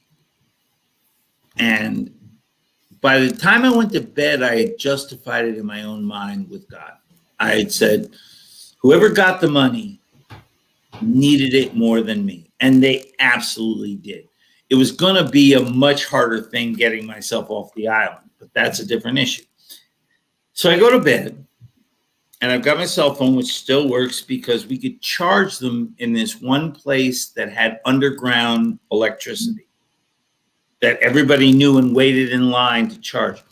So it's 11:30 at night, and my phone rings, and I say, hello? And he said, is this David Gunnup? And I said, yes. And it was on Messenger on Facebook, actually, because that's the only way they could find me. I said, yes, it is. And they said, I have your wallet. And I went, excuse me? And he said, I'm Sergeant so-and-so. I don't remember his name. And he said, I have your wallet. A woman turned it in today. And I said, really? I said, is my license and everything still in it? He goes, yeah, and there's about $500 in it. And I went, are you kidding? You know, I could not believe it. So he said, you know, somebody will be here at 9 o'clock and you can come get your wallet. It's over on the other side of the island. It's not a long drive, but it's like a half an hour, 40-minute drive. And so I got up, I went, and my wallet was there with all of the money in it. And I said, who turned this in? And they said, her name is Elise, not Johnson, Johansson. And I said, where does she live? He goes, way up in the rainforest. And I've lived in the rainforest. When I first got on this island 40-something years ago, I lived in the rainforest. So I know where people live, but I didn't know where this woman lives. So anyway, I'm trying to make this faster, Ed. I'm sorry. I went up and found her, and I said, thank you so much. And what had happened was an American woman had brought her to Pueblo because there was no food in Frederickstead. So they brought her there. She found my wallet on the ground when she was coming out, and she brought it, and the woman said, we'll bring it to the police, because she said, what do I do with this? She said, I don't know. And so I saw her and I said, why didn't, she's in a shack. I'm not talking about somebody that's living in a nice little Crucian home. She's in a shack. And she lives alone. She's 68 years old. Her husband died. And I said to her, I said, why didn't you take the money at least? Because you need it. And she said, God would never forgive me for that. And I said, I almost started crying. Actually, I think I did start crying. And I took the money out. I said, well, can I give it to you as a gift? And she said, I don't want that. I said, well, I do. I said, can I give it to you as a gift? And she said, it would be a very great gift. That's the one line I remember the best. And I said, well, then please take this money because you made my life much simpler. And she did. And I'm still in contact with her. She's getting old and she doesn't answer her phone anymore. But I went home that night. I've only written 3 songs in 45 minutes. And I've written 200 songs in my life. I wrote this one right on that porch over there in 45 minutes. And I wrote a song about my daughter called Baby Blues. I don't think it's as good as this song. It's called a simple act of kindness. It's a simple act of kindness. Something from the heart.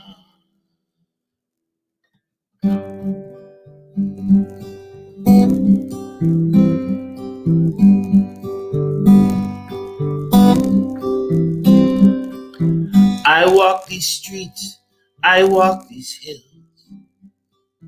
and never question why. Some that I pass are happy, some just wander by. Their heads are down, their souls are low. I couldn't catch their eye, but I didn't take the time to reach across and ask them why. It's a simple act of kindness, something from the heart. Standing up for someone else,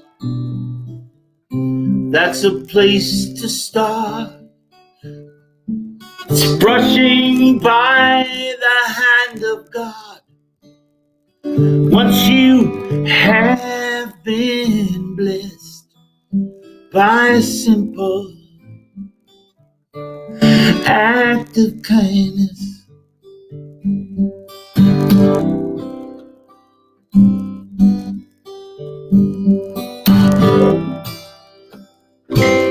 Where did I get a hand to hold? Who let me have that chance?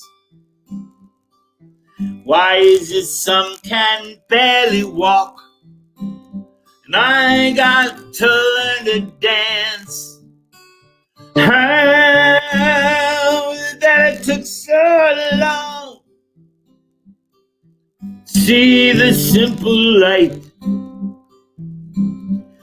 shining in my face, between what's wrong and what is right.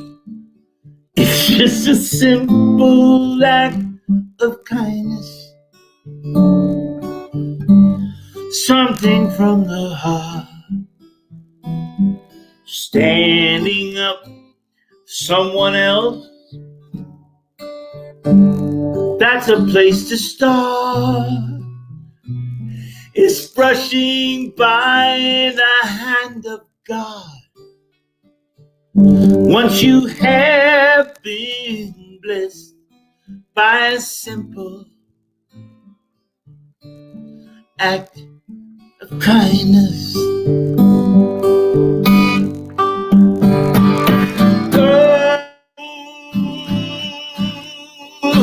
Oh, what is wrong with me?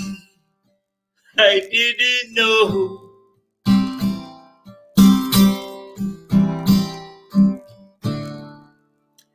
That kindness set you free.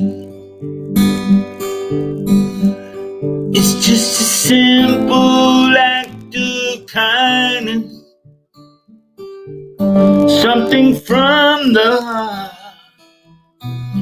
And standing up for someone else, well, that's a place to start. It's just like holding the hand of God. Once you have been blessed by a simple act of kindness. No, it's a simple act of kindness.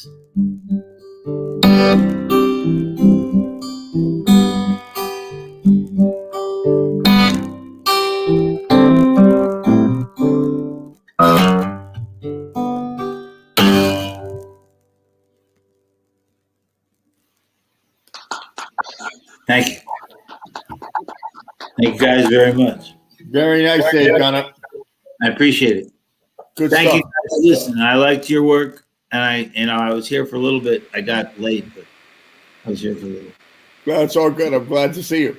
Yeah, you too. You guys, did you like it? Is it okay? It's a beautiful song. Yeah. Beautiful song.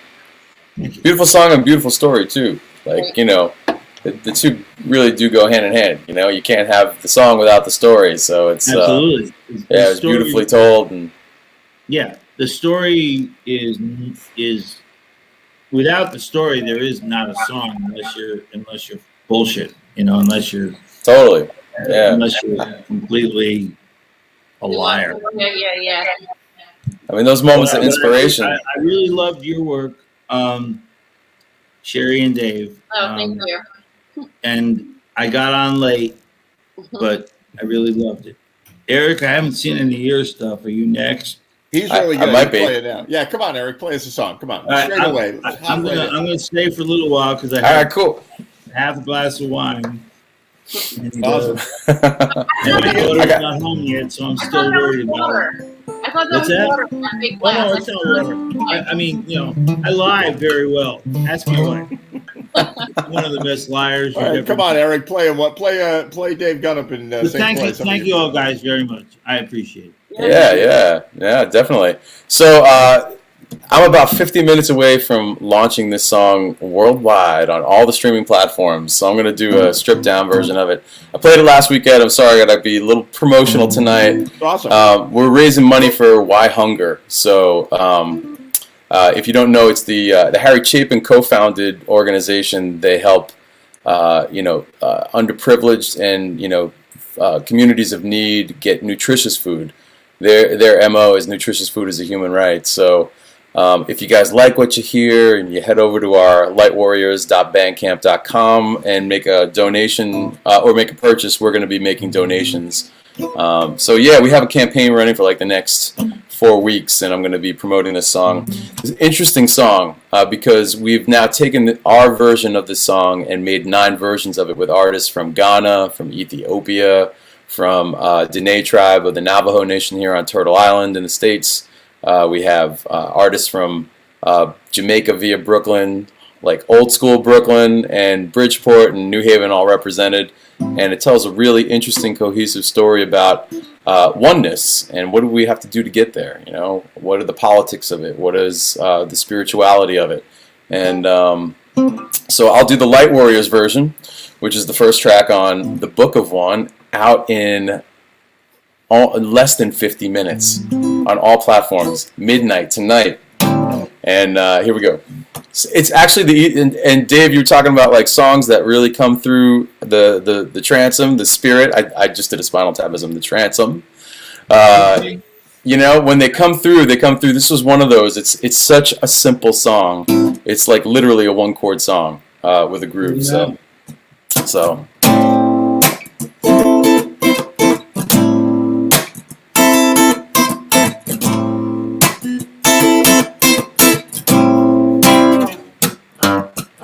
Inhale, let your breath flow like water. Drinking the nourishment so balanced, don't falter. Walk in creation as all gods on your altar. Like rocks of Gibraltar, we stand strong yet softer. We foster upgrades, your program, your DNA shine light in your airways. Release you from your learned ways. See you hardened by slow play as we decode the haze. When lost in the maze, we climb towards one. Volume and unity, one divine light shining individually, one collectively transforming community, one peace in the human family.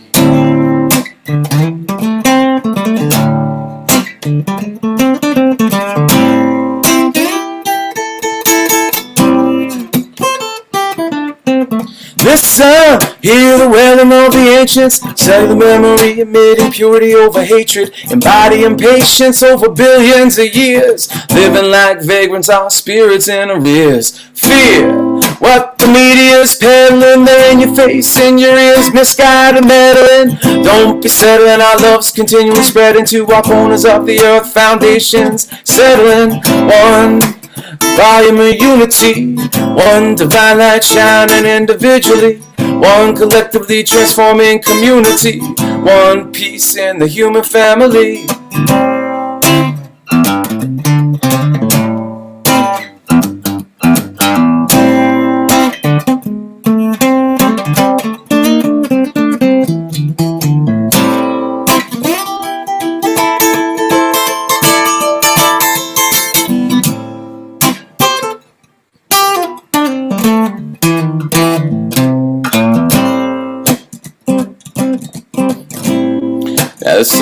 next verse is by Lila June. It goes like this.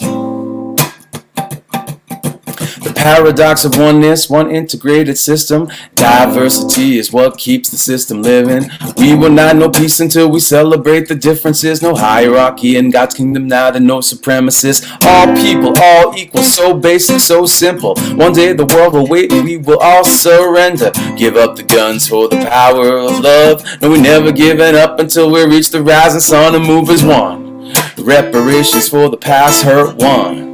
Decolonization of the whole world, one. Healing up the generations, walk as one. One love, many nations move as one. Reparations for the past hurt, one.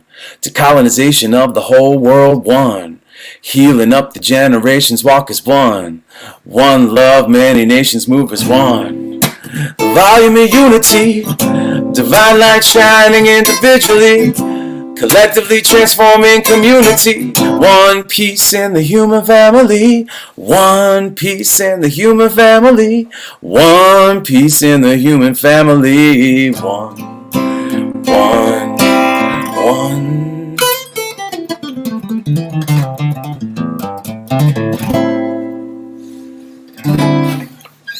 One. Is that leaving me here to play another one? One. Oh, that's phenomenal. Oh man, I've been singing that song like all day. Sorry, Dave, what were you gonna say? I'm sorry. Can you still hear me as well? Yeah. Yes, sir. First of all, it's fabulous. You know, it's. Thank you, brother. It's fabulous. It's just fabulous. You know, who's the woman that wrote that middle? That last verse is a woman named Lila June. Lila June Johnson is a. She's of the Dene tribe, which is part of the Navajo Nation. Indigenous woman, and she's an activist, speaker. And you know her? I do know her. I actually met her on a trip to Ethiopia back in 2018. She and myself and about 68 other people were part of an international delegation for peace and interspiritual harmony, and we met the. Did you write the song then with her? I mean, No. I wrote the song afterwards. And then she put in that whole very powerful, eloquent lines in the middle. Yeah. So we've got. But I mean, it's basically it's not a rap song, but it's got rap in it. Yeah. Yeah, it moves like that, and I don't know how to write like that. Yeah. I actually don't. And I never will. But when people do it well, it freaks me out. And you did it really well just then. Well, thank you, man. Guitar playing, which I cannot do, and Diane will be the first person to tell you. If I don't have somebody next to me playing the guitar, I'm a good rhythm machine. But you not only captured the rhythm, but you yeah, man, I'd kill for that ability. And the song was good.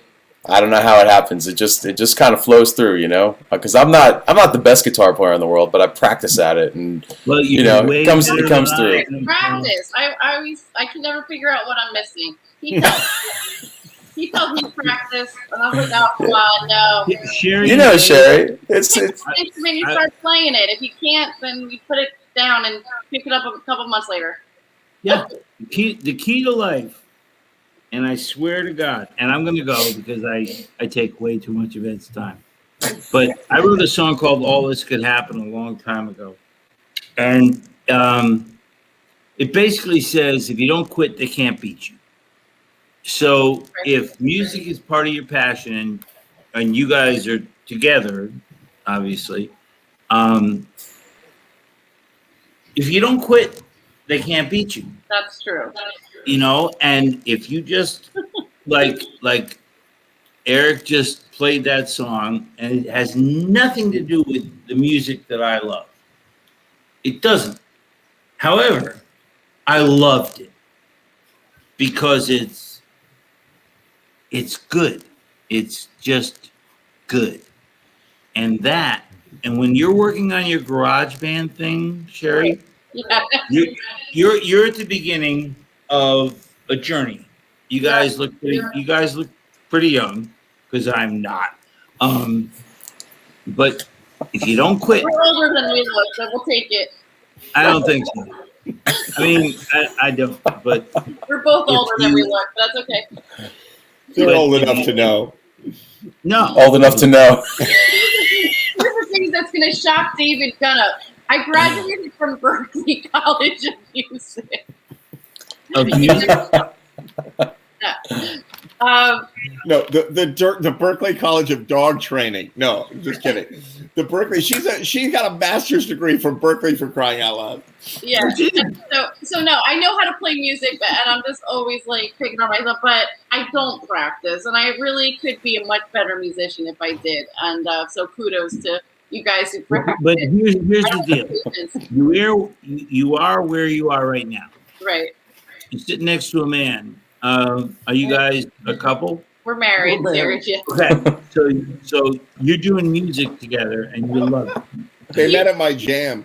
He's just a bass player, so I mean, I don't know if that counts. But. That does count. Come on now, don't hurt on the bass players. Not only that, I bet he has a lot to do with the arrangement. I bet he has a lot to do with how it forms on GarageBand. GarageBand is, a first step. If you're serious about your work and you want to make it, better. Yeah. You move it to Pro Tools. Yeah, right. And I built a studio in my house in Connecticut, and we've recorded 3 albums of the stuff you heard for my grandkids, because I won't be here. You know what I mean? Right. When they're 30, I'll definitely be gone. Probably gone when they're 20. So they're 5 and 1 right now. I'm actually a music therapist. I work in hospice as a music therapist, and hospice. Yep. And so one of the things we do is legacy projects. And I'm working with one woman who I'm just trying to think how to word it because I don't want to give away. No, say what it is. Well, no, and I'm just making sure I'm protecting everyone's privacy. Blah blah blah. No, I'm working with one woman. Her grandfather's recording some tracks on it, so it's not the musical. It's not how good, it's not how correct the notes are. It's not how. It's the fact that now she has the opportunity to record music with her granddaughter. And, yes. And that's all it's about. It doesn't matter if the granddaughter's going to sing it correctly or not. It doesn't matter. It's just if she hears it, it's all that matters. Yeah, right. And that's what I spent a lot of money to build a studio in my house, and we finished all the work. We pretty much finished all the work we've written that we are proud of. Right. 4 albums worth of work, and we sell them at the gigs and stuff, but I don't care. Right. The only thing I care about is when I'm gone, that Rosie and Johnny look at the work and go, these were my grandparents. Absolutely. Yeah. And, they've seen us play. They're too young to understand. It's cool. But I know I'm going to be gone. And it kills me because I'm in love with this 1.5-year-old girl. Well, hopefully you have many, many more years on this earth. I'm 67 years old, Yeah. Hopefully I do. Oh man, you got another 30 years in you. Come on. I have a lot of the patients that I see are in their mid to late 90s, so you could have quite a number of years left on this earth. Marshall Allen. It's not the years, baby. It's the mileage. Yeah, but Marshall Allen he's the saxophone player and band leader of the orchestra, the Sun Ra Orchestra, is 98 years old, and he's still touring. Ah. They have been all over the world since the 60s, so anything is possible. Tony Bennett. No, I'm not arguing. I'm just saying it's gone. I'm sorry, sweetie. No, Tony Bennett is like in his 90s. 90. Yeah. And he has Alzheimer's. He or has dementia. Alzheimer's, yeah. You know, you don't forget the music, and that's true. You can forget words and things like that. You don't forget the music, and I think, and his wife even said that it's just the fact that he's been trying to tour as much as possible and perform as much as possible. Dave and I saw that in 2018, and you know, you keep that music alive. You don't lose that. I pray that too. Ed, are we keeping you from other musicians? No, we're at the end of the show tonight. We only got a couple more minutes. All right, then I'm just going to give you guys one more thought. We get one more out of Eric before the clock runs out. Yeah, Eric, come on, do a shorty. Okay. All right. A shorty. This is about 2.5 minutes. All right. Let's see. Liar. Soul breaks, time fades as we're living. Soul breaks, time fades, time's everlasting.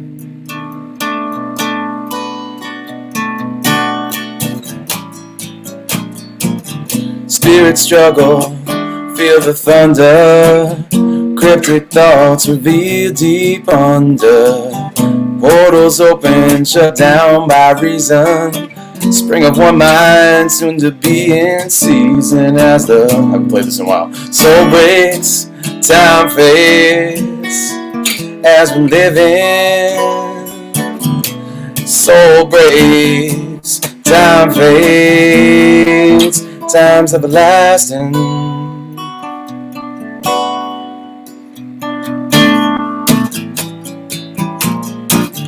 Decode action, let go of the traction. Loss we feel from trust concealed is only subtraction. All is wanted and all could be had. Can't fake out desire, misguided or sad. Soul breaks, time fades as we're living. Soul breaks, time fades, time's everlasting.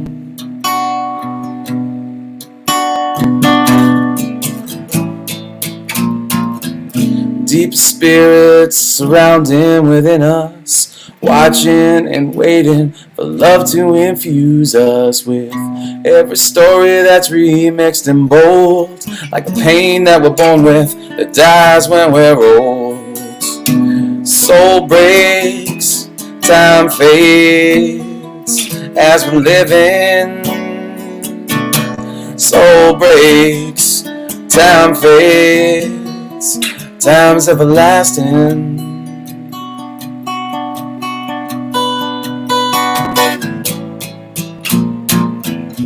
The deepest spirits surrounding within us, watching and waiting for love.